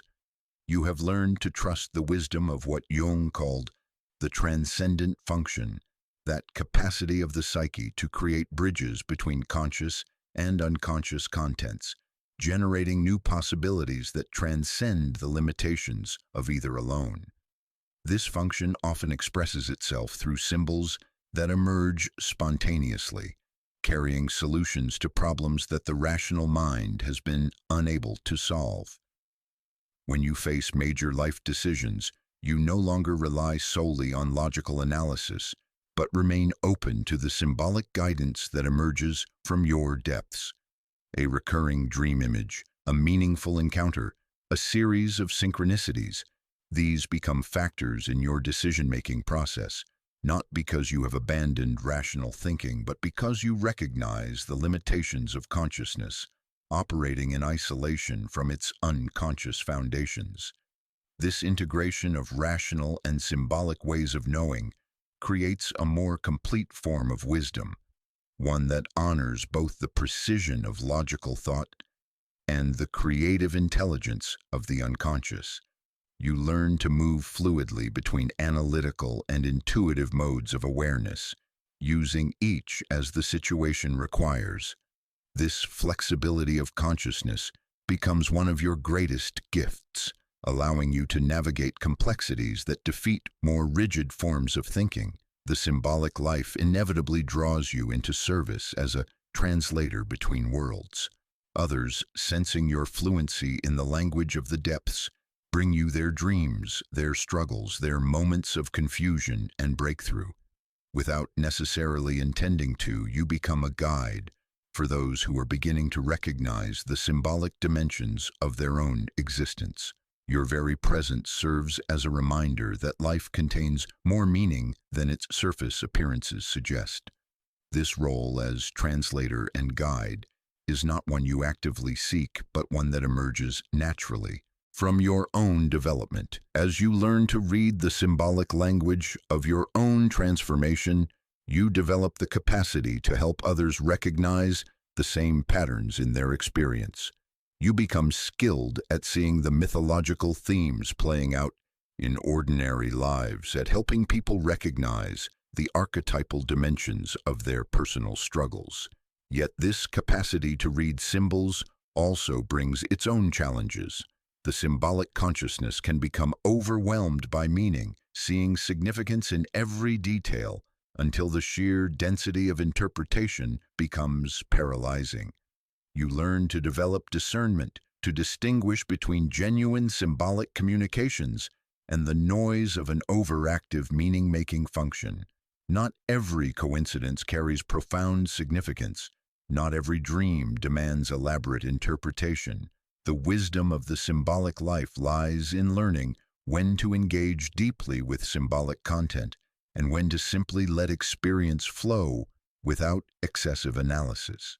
This balance requires ongoing attunement to your own rhythms and needs, recognizing when symbolic exploration serves your development and when it becomes a form of spiritual materialism that distances you from immediate presence. As your facility with symbolic language matures, you discover that it is not separate from, but intimately connected to embodied existence. The symbols that emerge from your depths are not abstract concepts, but living realities that seek expression through your physical presence in the world. The fire that appears in your dreams wants to manifest as passion in your daily life. The water that flows through your visions seeks expression as emotional fluidity and compassion. This embodiment of symbolic content becomes crucial to your role as awakener. Others are drawn to you not merely because of your ability to interpret symbols, but because of the way symbolic realities have become flesh in your presence. You carry the living bridge between archetypal and human dimensions, demonstrating through your very being that the depths of the psyche are not distant abstractions, but immediate possibilities for transformation. The symbolic life ultimately reveals itself as a return to humanity's original way of knowing, the participatory consciousness that recognized no fundamental separation between inner and outer worlds, between human awareness and the intelligence that moves through all things. In learning to read the symbolic language of existence, you recover an ancient capacity that modern consciousness had largely forgotten, becoming a bridge between the mythic awareness of our ancestors and the psychological sophistication of our present moment. This recovery of symbolic consciousness represents not a regression to primitive thinking, but an evolution toward a more complete form of awareness, one that integrates the precision of rational thought with the creative intelligence of the unconscious, the clarity of individual consciousness with the wisdom of the collective psyche. In your capacity to live symbolically, you become a prototype for a new form of human consciousness, one capable of navigating the complexities of modern existence while remaining rooted in the eternal patterns that have always guided human transformation. Through your symbolic life, you offer proof that meaning is not a human projection onto an indifferent universe, but a fundamental feature of existence itself, one that reveals itself to consciousness, willing to develop the sensitivity and courage necessary to read the deeper language of being. In your willingness to trust the symbolic guidance that emerges from your depths, you become an invitation for others to discover the profound intelligence that awaits their own recognition, the meaningful patterns that have been orchestrating their development all along. In the great theater of existence, a profound law governs all transformation, what Jung called enantiodromia, the inevitable turning of things into their opposite. Like the ancient symbol of the Ouroboros, the serpent consuming its own tail, life moves in cycles of reversal that confound linear thinking yet reveal the deeper wisdom by which consciousness evolves. For you, the awakener, these reversals have become the very signature of your journey, the paradoxical pathway by which your apparent failures in fitting in have transformed into your greatest successes in becoming who you were always meant to be. The word enantiodromia comes from the Greek, meaning a running counter to, the tendency of any extreme position to generate its opposite, the way that any one-sided development eventually calls forth its compensatory counterpart. This principle operates not as a cruel joke of fate, but as the fundamental intelligence by which the psyche maintains its balance, ensuring that consciousness never remains trapped too long in partial truths or incomplete perspectives. Your life has been a masterclass in this great reversal, though you may not have recognized it as such while you were living through its apparent contradictions. Every moment when you felt most isolated, most cut off from the warmth of human belonging, you were actually being prepared for a deeper form of connection, not the surface communion of shared opinions and comfortable similarities, but the profound meeting that occurs when souls recognize each other across the vast spaces of individual difference. The early years of your journey were marked by a particular kind of suffering, the ache of not belonging, the persistent sense that you were somehow out of step with the world around you. While others seemed to move through life with effortless social grace, you stumbled through interactions that felt scripted for someone else, conversations that required you to perform a version of yourself that felt hollow and unsustainable. This disconnect was not a personal failing, but the first stirring of enantiodromia, the initial movement toward a reversal that would transform your deepest wound into your greatest gift. In those moments when you felt most rejected by the collective, you were actually being selected by forces far more profound than social approval. The very incompatibility that caused you such pain was the sign of your readiness for a different kind of initiation, not into the comfortable conformity of group membership, but into the lonely magnificence of individual becoming. Your failure to find your place in existing structures was the precondition for your eventual capacity to create new possibilities for human connection. The principle of enantiodromia reveals why your path has been marked by such apparent paradoxes. Your sensitivity, which made you vulnerable to the harshness of an unconscious world, has become the very quality that allows you to create sanctuary for others who share your depth of feeling. Your tendency toward introspection, which may have been criticized as excessive self-absorption, has developed into the capacity for genuine self-knowledge that enables authentic relationship with others. Your early experiences of being misunderstood have gifted you with an extraordinary capacity for understanding.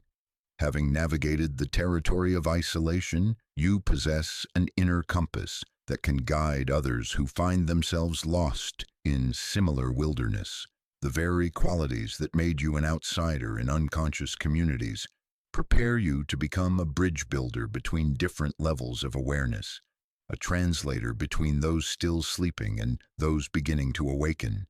This great reversal operates not just in your personal history, but in your present-day existence as well. What appears to others as your retreat from normal social engagement is actually your advance toward more meaningful forms of human connection. While they see withdrawal, you experience the necessary gathering of energy that precedes genuine offering.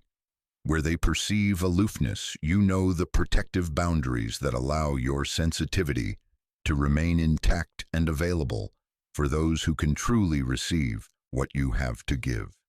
The enantiodromia that governs your journey reveals itself most clearly in how your apparent weaknesses have become your greatest strengths.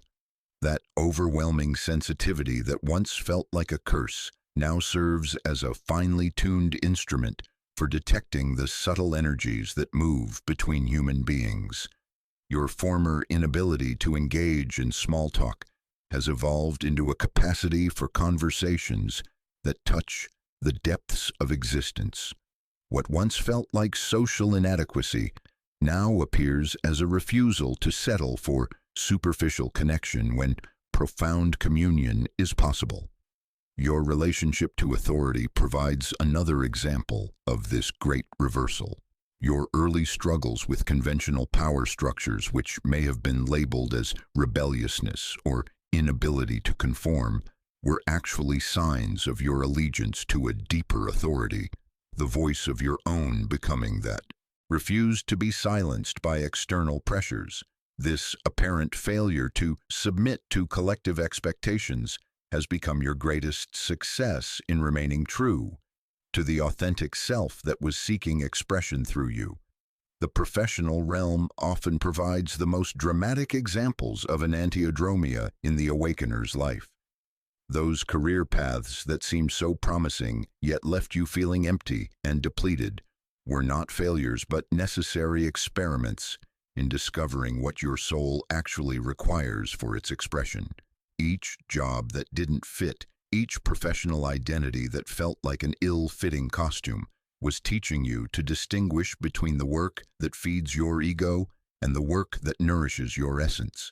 This process of elimination, through apparent failure, has been preparing you for something that linear career planning could never have achieved: the discovery of your unique contribution to the world's healing.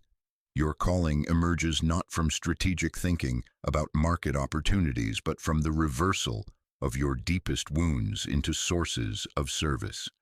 What you needed most to learn becomes what you are most qualified to teach. What you struggled most to heal becomes your greatest capacity for healing others. The enantiodromia principle also illuminates your relationship with material success and conventional achievement. Your apparent failures to accumulate the usual markers of success, the prestigious titles, the substantial bank accounts, the impressive possessions, may have felt like evidence of inadequacy when measured against social standards. Yet this very lack of conventional achievement has freed you from the golden handcuffs that bind others to unfulfilling lives, allowing you to pursue the riches of inner development that no external circumstance can touch. Your material simplicity, which may appear as limitation to those who measure worth by accumulation, actually represents a profound form of wealth, the wealth of time and attention available for the pursuits that truly matter. Without the obligations that come with extensive possessions, you remain free to follow the promptings of your soul, wherever they may lead. Your apparent poverty in conventional terms has become richness in the currencies that feed the spirit. The great reversal extends to your understanding of success and failure themselves. Where others see your life as a series of false starts and abandoned plans, you recognize a pattern of organic development that refuses to be constrained by premature commitments. Each apparent failure was actually a success in learning what doesn't align with your deeper nature. Each abandoned path was a victory in choosing authenticity over convenience.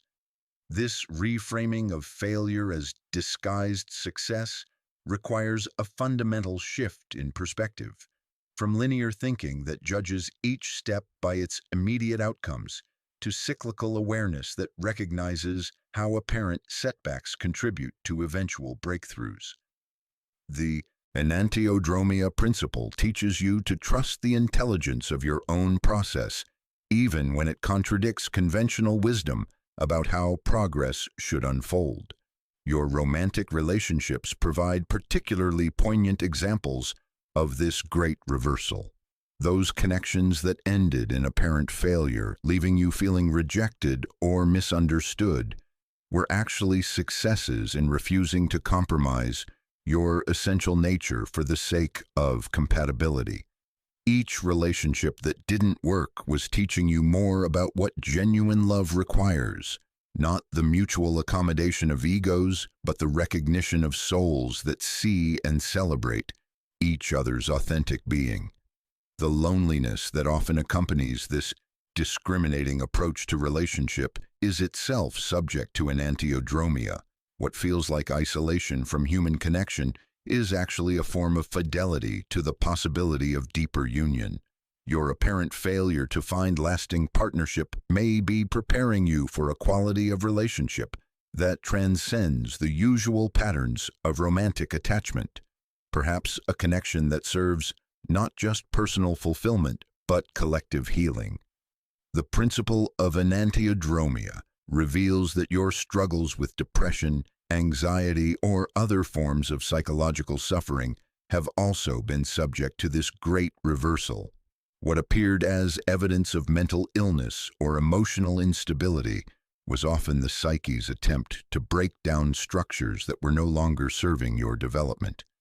These dark nights of the soul, rather than being signs of failure, were initiations into deeper levels of consciousness that could not be accessed through ordinary states of awareness.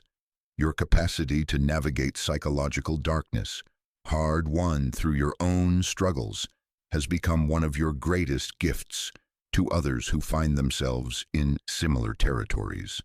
The very experiences that once seemed to mark you as broken or inadequate have prepared you to serve as a guide for others who are undergoing their own necessary dissolutions.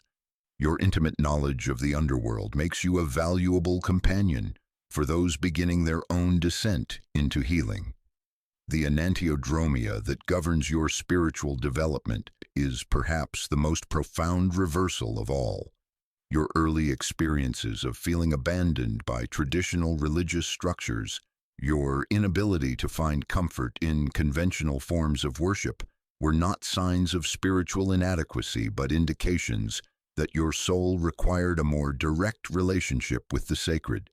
This apparent spiritual failure has become the foundation for a more authentic spirituality, one based not on borrowed beliefs, but on direct experience of the transcendent dimension of existence. Your spiritual path has been marked by the courage to embrace uncertainty rather than seeking the false security of dogmatic answers. This willingness to remain in the questions, to trust the process of spiritual development even when it leads through valleys of confusion and doubt, has prepared you for a mature spirituality that can hold paradox without needing to resolve it prematurely. The great reversal also applies to your relationship with your own identity. Those aspects of yourself that you once tried to hide or overcome, your intensity, your sensitivity, your refusal to engage in superficial social games, have become the very qualities that make you valuable to others who are seeking more authentic ways of being. What you once experienced as personal flaws are now recognized as gifts that the world desperately needs. This transformation of perceived weaknesses into strengths is not a matter of positive thinking or psychological reframing, but the actual reversal that occurs when consciousness shifts from ego-based to soul-based perspective. From the ego's viewpoint, difference is a problem to be solved. From the soul's perspective, uniqueness is a gift to be offered. The enantiodromia principle ensures that what the ego experiences as failure often signals the soul's approaching success. Your creative expression has also been subject to this great reversal. Those artistic efforts that seemed to fail because they didn't conform to popular tastes or commercial viability were actually succeeding in expressing something authentic that the world was not yet ready to receive.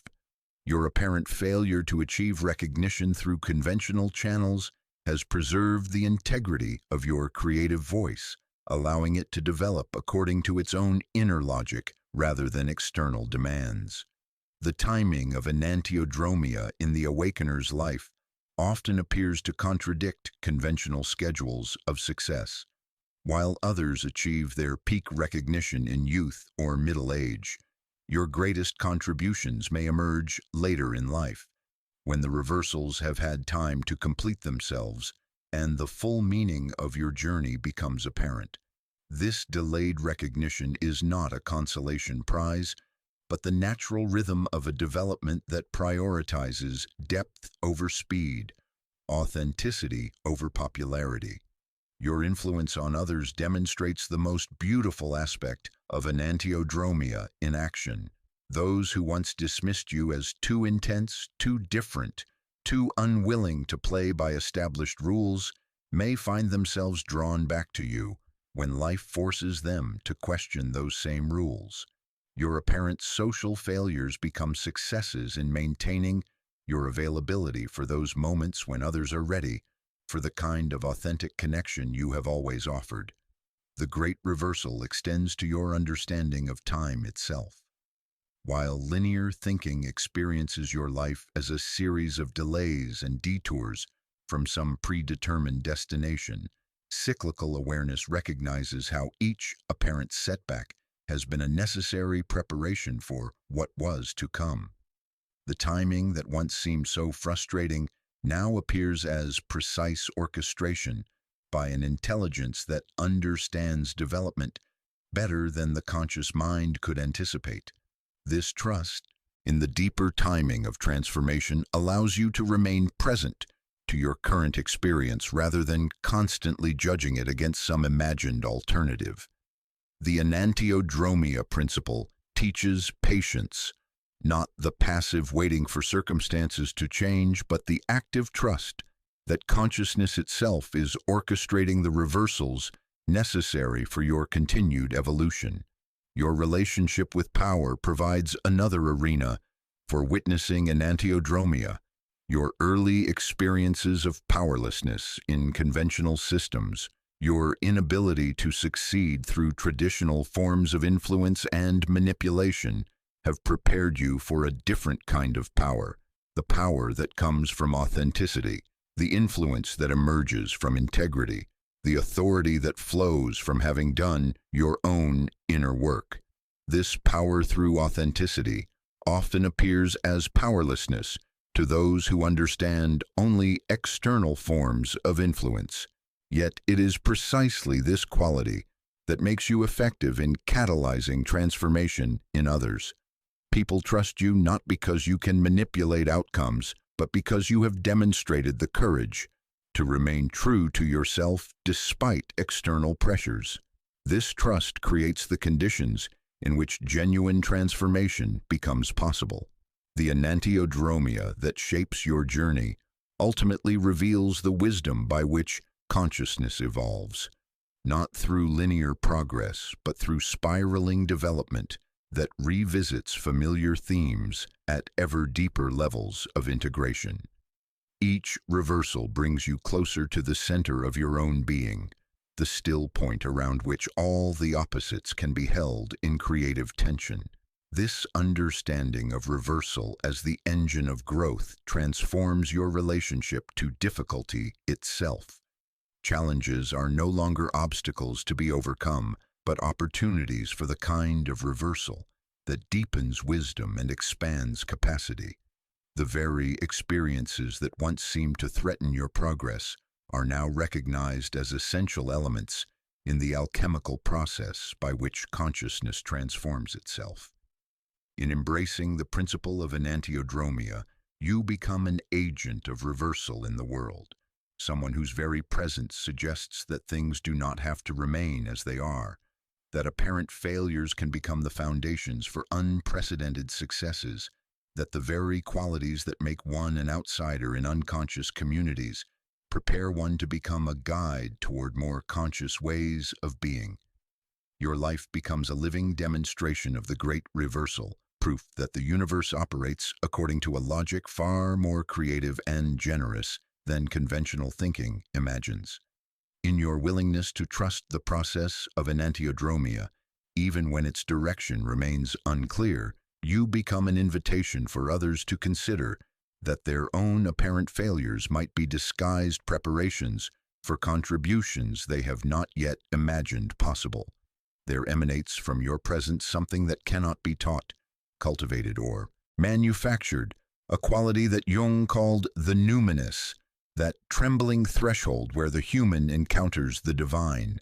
It is not something you possess, but something that possesses you, flowing through your being like an underground river that surfaces unexpectedly, transforming ordinary moments into encounters with the sacred. Others sense this quality in you before they understand it, drawn and simultaneously unsettled by the recognition that you carry something beyond the merely personal, something that awakens in them the memory of their own forgotten divinity. The numinous is perhaps the most mysterious aspect of the awakener's presence, for it cannot be grasped by the rational mind nor controlled by the ego's ambitions. It emerges not from years of spiritual practice or accumulation of esoteric knowledge, but from the depths of authentic individuation, the courageous journey into the wholeness of your own being. In becoming fully yourself, you have become transparent to forces that transcend individual identity, a window through which others glimpse possibilities they had ceased to believe existed. This quality manifests not through dramatic displays or mystical phenomena, but through the quiet intensity of your authentic presence. When you listen, others feel heard in ways they have never experienced before. When you speak, your words carry weight that goes beyond their literal meaning, as if they arise from depths that connect to universal truths. Even your silences hold a quality of attention that makes others aware of dimensions of experience they usually overlook in the rushing noise of daily existence. The numinous encounter often begins with a sense of recognition that bypasses ordinary social interaction. People meeting you for the first time may feel they have always known you, or conversely, that they have never really met anyone before this moment. This recognition operates below the threshold of conscious awareness, a stirring in the depths of their being that signals the presence of something their souls have been seeking without knowing how to name what they were looking for. This quality in your presence can be profoundly unsettling to those who have built their identities on surface appearances and conventional achievements. In your authenticity, they glimpse the hollowness of their own performed personas. In your willingness to acknowledge complexity and paradox, they confront the limitations of their black and white thinking. In your comfort with uncertainty and mystery, they face their own terror of not knowing, their desperate clutching to certainties that provide the illusion of security while limiting their growth. The numinous quality that flows through you serves as a mirror for others' relationship with the sacred dimensions of their own existence. Those who have maintained some connection to their inner depths find in your presence a validation and amplification of their own spiritual seeking. They feel permission to trust the promptings of their souls, to take seriously the dreams and synchronicities that speak to them of larger meanings and deeper purposes. Yet for those who have become completely identified with their social roles and external achievements, your presence can trigger profound anxiety. You represent the possibility of a life lived from entirely different values, a way of being that questions everything they have invested in maintaining. This confrontation with alternative possibilities can manifest as attraction mixed with fear, curiosity tempered by resistance, a complex response that reflects their inner conflict between the safety of known limitations and the terror and wonder of unknown potential. The numinous encounter is not limited to dramatic moments of revelation, but permeates the ordinary interactions of daily life. In casual conversations, you may find others sharing vulnerabilities they have never spoken aloud, revealing dreams they have kept secret, expressing doubts and longings they believed to be uniquely their own. Your presence creates a field of safety that allows their authentic selves to emerge from behind the protective masks they have learned to wear in social situations. This capacity to evoke authenticity in others is not a technique you have learned, but a natural consequence of your own relationship with truth. Having faced your own shadows and integrated your rejected aspects, you no longer project threat onto others' darkness. Your lack of judgment creates space for them to acknowledge parts of themselves they have been hiding, while your comfort with paradox allows them to express contradictions they have been struggling to resolve. The numinous quality in your presence also serves as a catalyst for others' individuation processes. Your very existence demonstrates that it is possible to live according to inner authority rather than external expectations, to find meaning through authentic self-expression rather than social conformity. This modeling effect operates below conscious awareness, planting seeds of possibility in fertile minds that may not sprout until years later when circumstances create the conditions for growth. Often people cannot articulate what they sense in you, but find themselves returning to conversations you shared months or years earlier, discovering new layers of meaning in words that seemed simple at the time. Your communications carry what Jung called living symbols, expressions that connect to archetypal energies and continue to unfold their significance long after the initial encounter. This delayed recognition of your influence speaks to the way numinous encounters work on the soul's timeline rather than the ego's immediate gratification. The transpersonal dimension that flows through your presence is not separate from your humanity, but emerges through your willingness to be fully human. The divine expresses itself not by transcending human nature, but by inhabiting it completely, without the defensive strategies that keep most people partially absent from their own experience. Your presence carries numinous quality precisely because you have learned to show up completely to your own life, shadows and light integrated in service of authentic expression. This integration of human and divine dimensions creates what the alchemists called the conjunction of opposites, a union that transcends the usual split between sacred and mundane experience. In your presence, others glimpse the possibility of living from this integrated awareness, where every moment contains potential for sacred encounter, and every relationship offers opportunities for mutual transformation. The numinous quality also manifests in your relationship to beauty and meaning.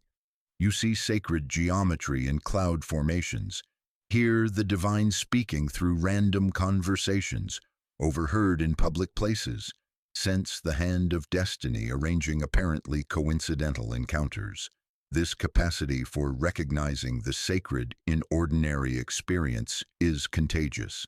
Others find themselves noticing synchronicities and meanings they previously would have dismissed as imagination or wishful thinking.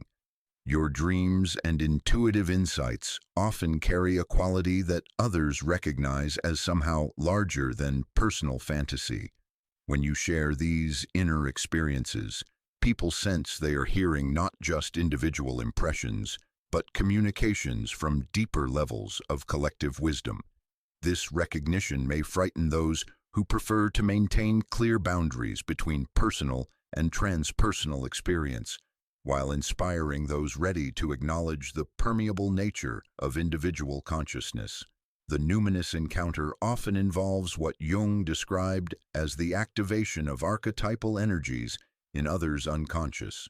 Your presence may constellate in them the wise old man or woman, awakening their connection to inner guidance. You might activate the hero archetype, inspiring them to undertake journeys they have been avoiding, or you could touch the healer within them, calling forth capacities for service they did not know they possessed. These archetypal activations explain why people often project onto you qualities and expectations that exceed your personal identity. They may see you as a guru, a savior, a perfect being who will solve their problems and provide the answers they seek. This projection of archetypal energy onto your human personality can create complex dynamics that require careful navigation, for you must neither inflate into identification with these projections, nor deflate into denial of the legitimate transpersonal energies that do flow through your individuated presence. The wisdom of carrying numinous energy lies in learning to be a clear channel for transpersonal forces while remaining grounded in your human limitations and needs.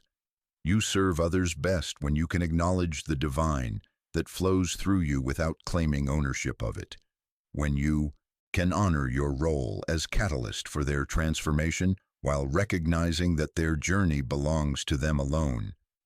This balance requires ongoing vigilance against the inflation that can occur when ego consciousness identifies with transpersonal experiences. The very qualities that make you effective as a vehicle for numinous encounter, your sensitivity, your access to unconscious contents, your capacity for symbolic thinking, also make you vulnerable to losing your grounding in ordinary human reality. Maintaining this balance becomes an essential aspect of your service, for others need you to model the integration of transcendent and mundane dimensions rather than flight into spiritual bypassing. The numinous quality in your presence also serves as a reminder of what human consciousness is capable of becoming. In your integrated authenticity, others glimpse their own potential for wholeness. In your comfort with mystery and paradox, they see possibilities for transcending the rigid thinking that keeps them trapped in limited identities. In your willingness to follow inner guidance, even when it contradicts conventional wisdom, they find courage to trust their own deepest knowing. This modeling effect operates through your very being rather than through conscious teaching or preaching. The numinous presence teaches by demonstration, showing rather than telling what becomes possible, when someone commits fully to their own individuation process. Your life becomes a living answer to questions others have been afraid to ask, proof that alternative ways of being are not only possible, but profoundly fulfilling. The encounters others have with the numinous dimension of your presence often mark turning points in their own development. Years later, they may look back on conversations with you as pivotal moments when they first glimpsed possibilities that later became central to their life direction. This delayed recognition of your influence speaks to the way transpersonal energies work on the soul's deep time rather than the ego's immediate timeline. The numinous quality also creates what Jung called participation mystique, a temporary dissolution of the boundaries between separate identities that allows for direct transmission of understanding. In these moments of communion, others may receive insights, healing, or inspiration that seems to arise spontaneously within them. They experience their own depths opening in response to the depth they sense in you, creating space for their authentic nature to emerge from behind habitual defenses. These experiences of mutual recognition and shared depth create bonds that transcend ordinary social connection. People who have encountered the numinous dimension of your presence often remain connected to you across time and distance, drawing on the memory of that encounter as a touchstone for their own continuing development. Your influence continues to work in their lives long after direct contact has ended, like seeds planted in fertile ground that sprout when conditions become right. The responsibility that comes with carrying numinous presence cannot be understated. Others' openness to transpersonal influence through connection with you requires that you maintain the highest integrity in your motivations and actions. The trust placed in you by those who sense the sacred dimension of your being calls for constant vigilance against using this influence for personal gain or ego satisfaction. This responsibility extends to recognizing when others are projecting onto you qualities that belong to their own unlived potential. Part of carrying numinous presence wisely involves helping others reclaim these projections, recognizing that what they admire in you exists as possibility within themselves. This delicate process of deflecting archetypal projections while honoring the legitimate transpersonal energies that flow through your presence requires both humility and discernment.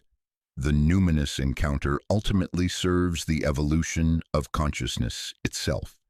Through your willingness to become a transparent vessel for transpersonal energies, you participate in the collective work of expanding human awareness beyond its current limitations. Each person who encounters the sacred dimension of existence through connection with you becomes a potential carrier of this awareness, creating ripple effects that extend far beyond your individual influence. In this way, your presence becomes part of the invisible infrastructure that supports humanity's spiritual development. Like the mycelial networks that connect forest ecosystems, the numinous encounters you facilitate create webs of connection that nourish the collective soul.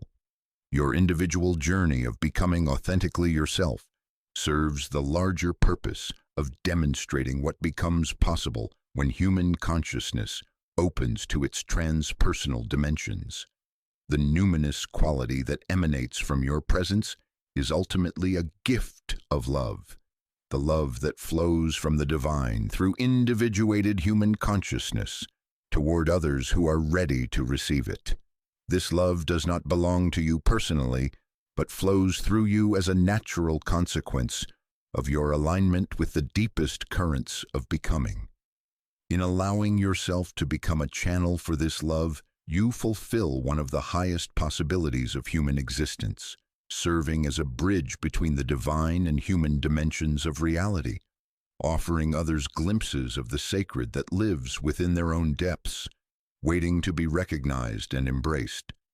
Like the mythic Prometheus who dared to steal divine fire for the benefit of humanity, you stand now at the threshold of return, no longer the uncertain seeker who first embarked upon the journey of not fitting in, but a bearer of transformative gifts that can illuminate the darkness in which so many of your fellow humans remain trapped.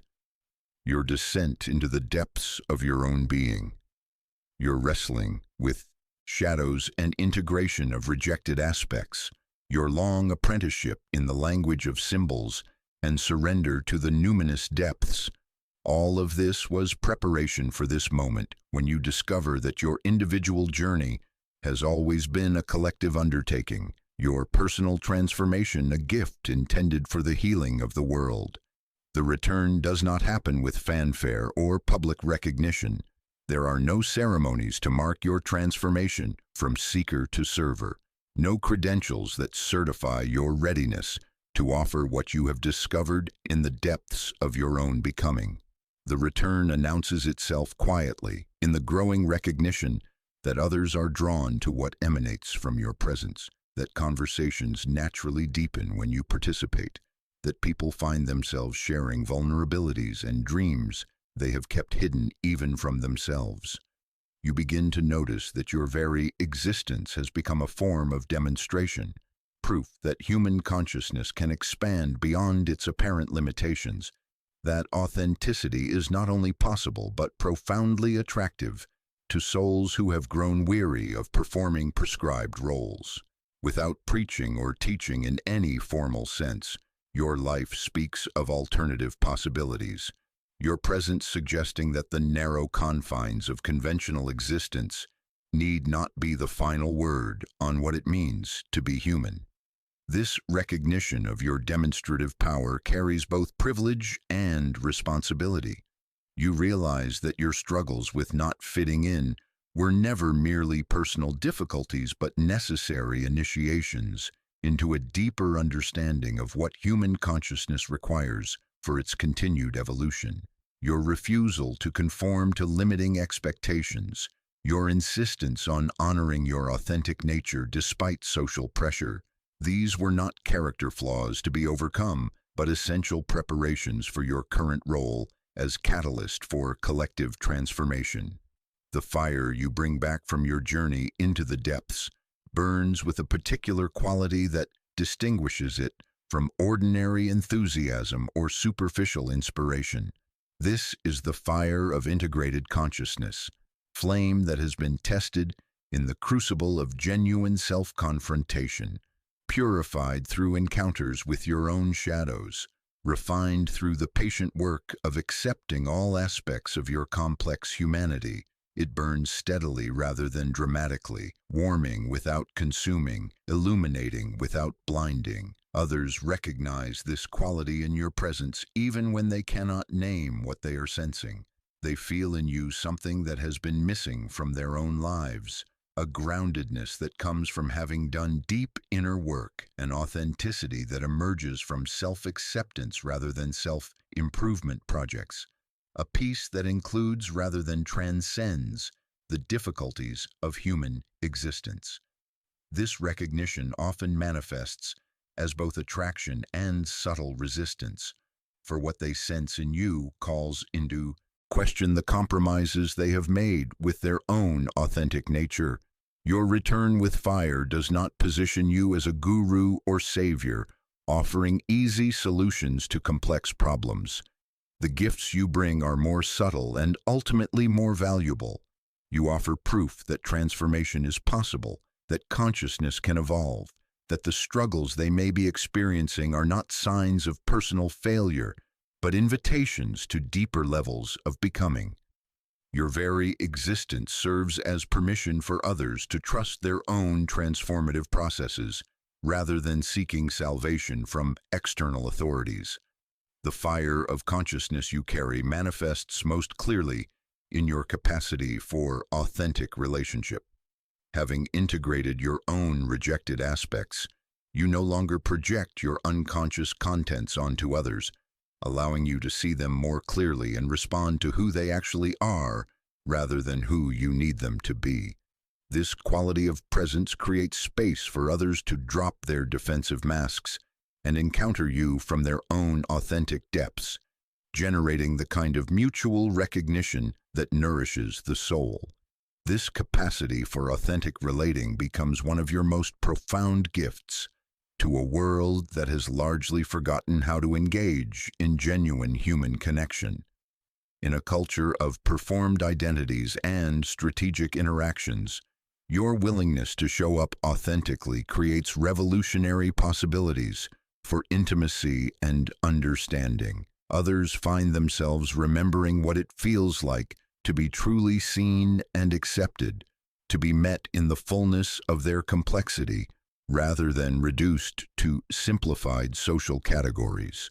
Your influence operates through what Jung called participation mystique, the unconscious identification that occurs when someone encounters qualities they recognize but have not yet developed in themselves. Those ready for transformation find in your presence a mirror of their own unlived possibilities, inspiration for undertaking their own journey into authenticity. This influence spreads through invisible networks of connection, each person you touch potentially becoming a catalyst for others' awakening.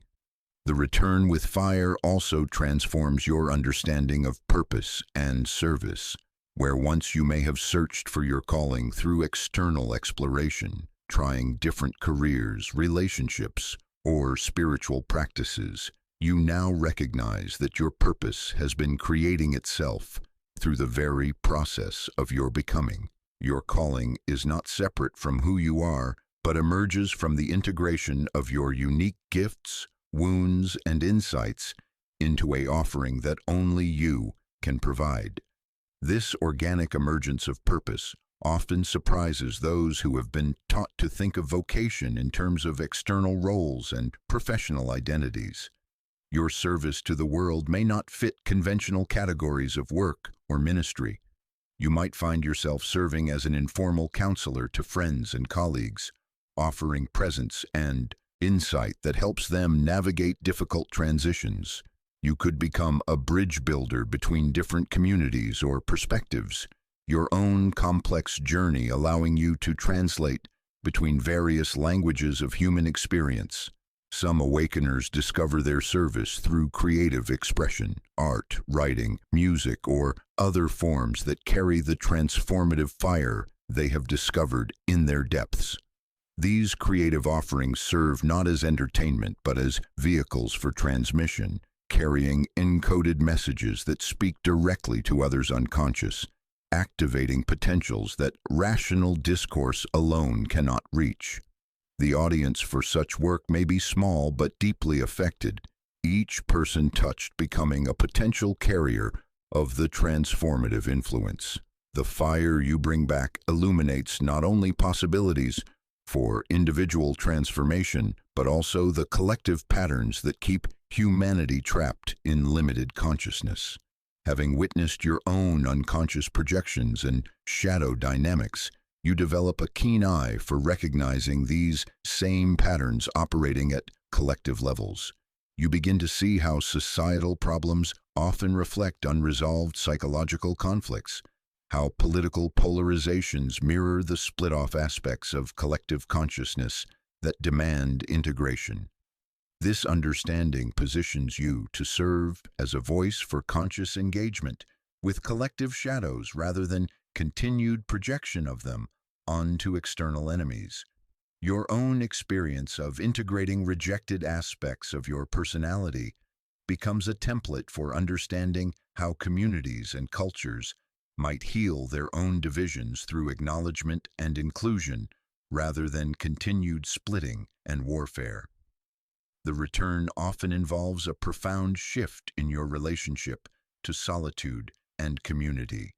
Where once your isolation may have felt like exile from human connection, you now recognize it as necessary preparation for meaningful engagement. Your time in the wilderness of your own becoming has taught you to distinguish between loneliness and solitude, between alienation and the healthy boundaries that protect your authentic nature from contamination by unconscious collective pressures. This discrimination allows you to engage selectively but deeply with others, offering your authentic presence where it can be received and appreciated, rather than casting pearls before those not ready to recognize their value. You learn to trust your instincts about when and where to share your gifts, understanding that your fire burns most effectively when offered to those who have developed the capacity to tend it rather than be consumed by it. The return with fire also transforms your relationship to authority and leadership. Having learned to trust your own inner guidance over external authorities, you become capable of serving as an authentic authority for others, not through power over them, but through the power of your own example. Your leadership emerges not from ambition or ego-driven desires for control, but from the natural gravitational pull that authentic beings exert on those seeking their own path to authenticity. This form of leadership operates through inspiration rather than instruction, invitation rather than coercion. You lead by demonstrating possibilities rather than prescribing solutions, trusting others to find their own unique paths to transformation while offering your presence and insight as resources they can draw upon when needed. This approach honors the sovereignty of others' journeys while providing support and encouragement for their own exploration of authentic becoming. Your return brings particular gifts to those who are just beginning their own journey of not fitting in. Having navigated the territory of alienation and transformation, you can serve as a guide for others who find themselves struggling with similar passages. Your understanding of the initiatory nature of not belonging allows you to offer comfort and perspective to those who may be interpreting their difficulties as personal failures rather than necessary stages in consciousness development. You become skilled at recognizing the signs of awakening in others, the restlessness with superficial existence, the growing intolerance for inauthentic relationships, the emerging awareness of deeper purposes and meanings. Your ability to normalize these experiences and provide context for understanding them as part of natural development can be profoundly healing for those who have been feeling isolated in their transformation. The fire of consciousness you carry also serves to challenge and inspire those who have become comfortable in conventional identities but retain some spark of their own transformative potential. Your presence may disturb the peace of their accommodation to limiting circumstances, reawakening longings they thought they had successfully suppressed. This disturbance, while initially uncomfortable, serves the evolution of consciousness by preventing premature closure around incomplete identities. Your influence on such individuals often operates slowly and indirectly, planting seeds of possibility that may not sprout until circumstances create the right conditions for growth. Years after encountering you, they may find themselves remembering conversations that seemed casual at the time, but now appear as crucial interventions in their development. Your role as awakener often involves this patient seeding of consciousness, trusting that the transformative influence will work according to its own organic timing. The return with fire inevitably involves encounters with resistance from those invested in maintaining existing power structures and social arrangements. Your demonstration that alternative ways of being are possible can be threatening to institutions and individuals whose authority depends on others' acceptance of limitation and conformity. This resistance may manifest as subtle undermining, direct attacks on your credibility, or attempts to co-opt and commercialize your influence. Learning to navigate this resistance without becoming defensive or reactive becomes an essential skill for the returned awakener. Your fire must burn with sufficient intensity to remain undimmed by attempts to extinguish it, while avoiding the destructive rage that would consume rather than illuminate. This requires the kind of grounded confidence that comes from having done deep inner work, rather than the brittle certainty that emerges from ego-driven positions. The gifts you bring back from your journey also include a refined understanding of timing and appropriateness, in sharing transformative insights. Not every moment is right for deep sharing. Not every person is ready for the kind of truth you carry. Your sensitivity to others' readiness and receptivity becomes crucial for ensuring that your offerings serve their highest good, rather than overwhelming or destabilizing them prematurely. This discernment develops through ongoing attunement to the subtle energies that move between human beings, learning to sense when someone's defenses are relaxed enough to receive challenging input, when their consciousness is expanded enough to integrate new possibilities.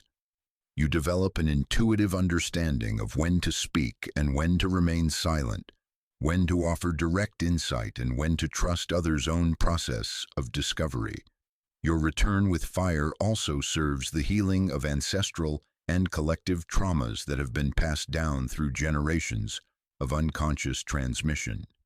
Having faced your own inherited patterns and worked to transform them, you become capable of serving as a conscious link in the generational chain, offering healing not only to your contemporaries but to the lineages that flow through you. This ancestral healing work often happens invisibly, through your willingness to feel and transform emotional patterns that have been carried unconsciously by your family system. By bringing consciousness to these inherited dynamics, you create possibilities for future generations to inherit wisdom rather than wounds, awareness rather than unconscious repetition of limiting patterns. The fire you carry also serves to illuminate the sacred dimension of ordinary existence, helping others recognize the numinous quality that pervades everyday life when consciousness is sufficiently awakened to perceive it. Your own journey through the depths has attuned you to the symbolic language through which meaning communicates itself, allowing you to serve as a translator between the sacred and mundane dimensions of experience. Through your presence and perspective, others begin to notice synchronicities they previously dismissed, to take seriously dreams that might have been forgotten, to recognize the hand of destiny in arrangements that once seemed purely coincidental. This awakening to the meaningful dimension of existence can transform their entire relationship to life, shifting them from passive victims of circumstance to active participants in their own becoming. Your return represents not an ending but a new beginning, the commencement of your mature service to the evolution of consciousness. Having completed the initial phase of your own individuation, you now enter the phase where your personal transformation becomes a gift to the collective healing. Your journey of not fitting in reveals itself to have been a journey toward fitting perfectly into a role that serves the expansion of human awareness. In bringing fire back to humanity, you complete the circuit of transformation, receiving the gifts of consciousness through your own deep work and returning them to the collective through your authentic presence and service. Your individual journey of becoming whole serves the larger project of collective individuation, your personal healing contributing to the healing of the world. The fire you carry is ultimately the fire of love, not the sentimental emotion that seeks to avoid difficulty, but the transformative force that burns away illusion to reveal truth, that dissolves the barriers between separate selves to reveal underlying unity, that illuminates the divine spark that lives within every human consciousness, waiting for recognition and expression. In bringing this fire back to humanity, you become part of the eternal story of consciousness, awakening to itself, individual awareness serving universal becoming, personal transformation contributing to the endless evolution of what it means to be human. Your return with fire demonstrates that the journey of not fitting in was never about finding your place in existing structures, but about creating new possibilities for human consciousness, new templates for authentic being, new demonstrations of what becomes possible when someone has the courage to follow their own path to wholeness. In your willingness to complete this journey and return with gifts for others, you prove that transformation is not only possible but contagious, that consciousness can indeed evolve beyond its apparent limitations, that the fire of authentic being can illuminate new possibilities for all who are ready to receive its light. There is no final destination in the awakener's journey, no moment when you can rest in the satisfaction of completed transformation and declare your work finished.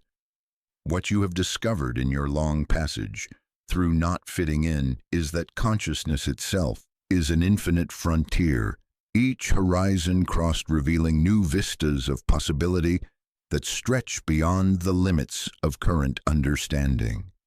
Your individual journey of becoming has opened into recognition of a larger truth, that awakening is not a personal achievement, but participation in the eternal process by which existence comes to know itself through countless forms of awareness. This recognition transforms everything about how you understand your role and purpose. What once seemed like a solitary struggle to find your place in the world now reveals itself as part of a vast orchestration involving millions of souls, each following their own unique pathway toward greater consciousness, each contributing their particular gifts to the collective awakening that has been unfolding since consciousness first stirred in the depths of matter and began its long journey toward self-recognition. The work you thought was yours alone, this wrestling with not belonging, this integration of shadow and light, this development of symbolic consciousness and numinous presence, appears now as variations on themes that countless others are exploring in their own distinctive ways. Your particular genius lay not in discovering something entirely new, but in being willing to follow your own thread of becoming with such complete dedication that it led you to universal truths that can only be reached through the gateway of absolute authenticity. Every soul you touch through your presence and service becomes a new beginning, a fresh possibility for consciousness to explore its own potential through yet another unique configuration of awareness.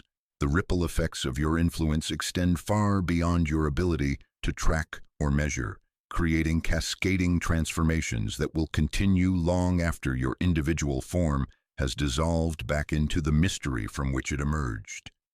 Each person inspired by your example to trust their own depths, to honor their own complexity, to follow their own path toward authenticity, represents a new experiment in what it means to be consciously alive. This understanding dissolves the boundaries between individual and collective development, revealing how your personal journey of not fitting in has been serving the evolution of human consciousness as a whole. Your struggles were never merely private difficulties, but necessary explorations of new possibilities for awareness. Your breakthroughs serving as demonstrations that consciousness can indeed expand beyond its current limitations. In your willingness to remain true to your own nature, despite social pressure, you were pioneering new templates for human becoming that others can now follow and adapt to their own circumstances. The eternal beginning nature of awakening means that each moment of your existence carries the potential for fresh discovery, new depth, previously unimaginable possibilities for growth and service. There is no plateau of achieved enlightenment where development ceases, no final state of perfection that renders further transformation unnecessary. Instead, consciousness reveals itself as an ever-deepening spiral where familiar themes are revisited at more integrated levels, where apparent endings become new beginnings, where every completion opens doorways to previously inconceivable developments.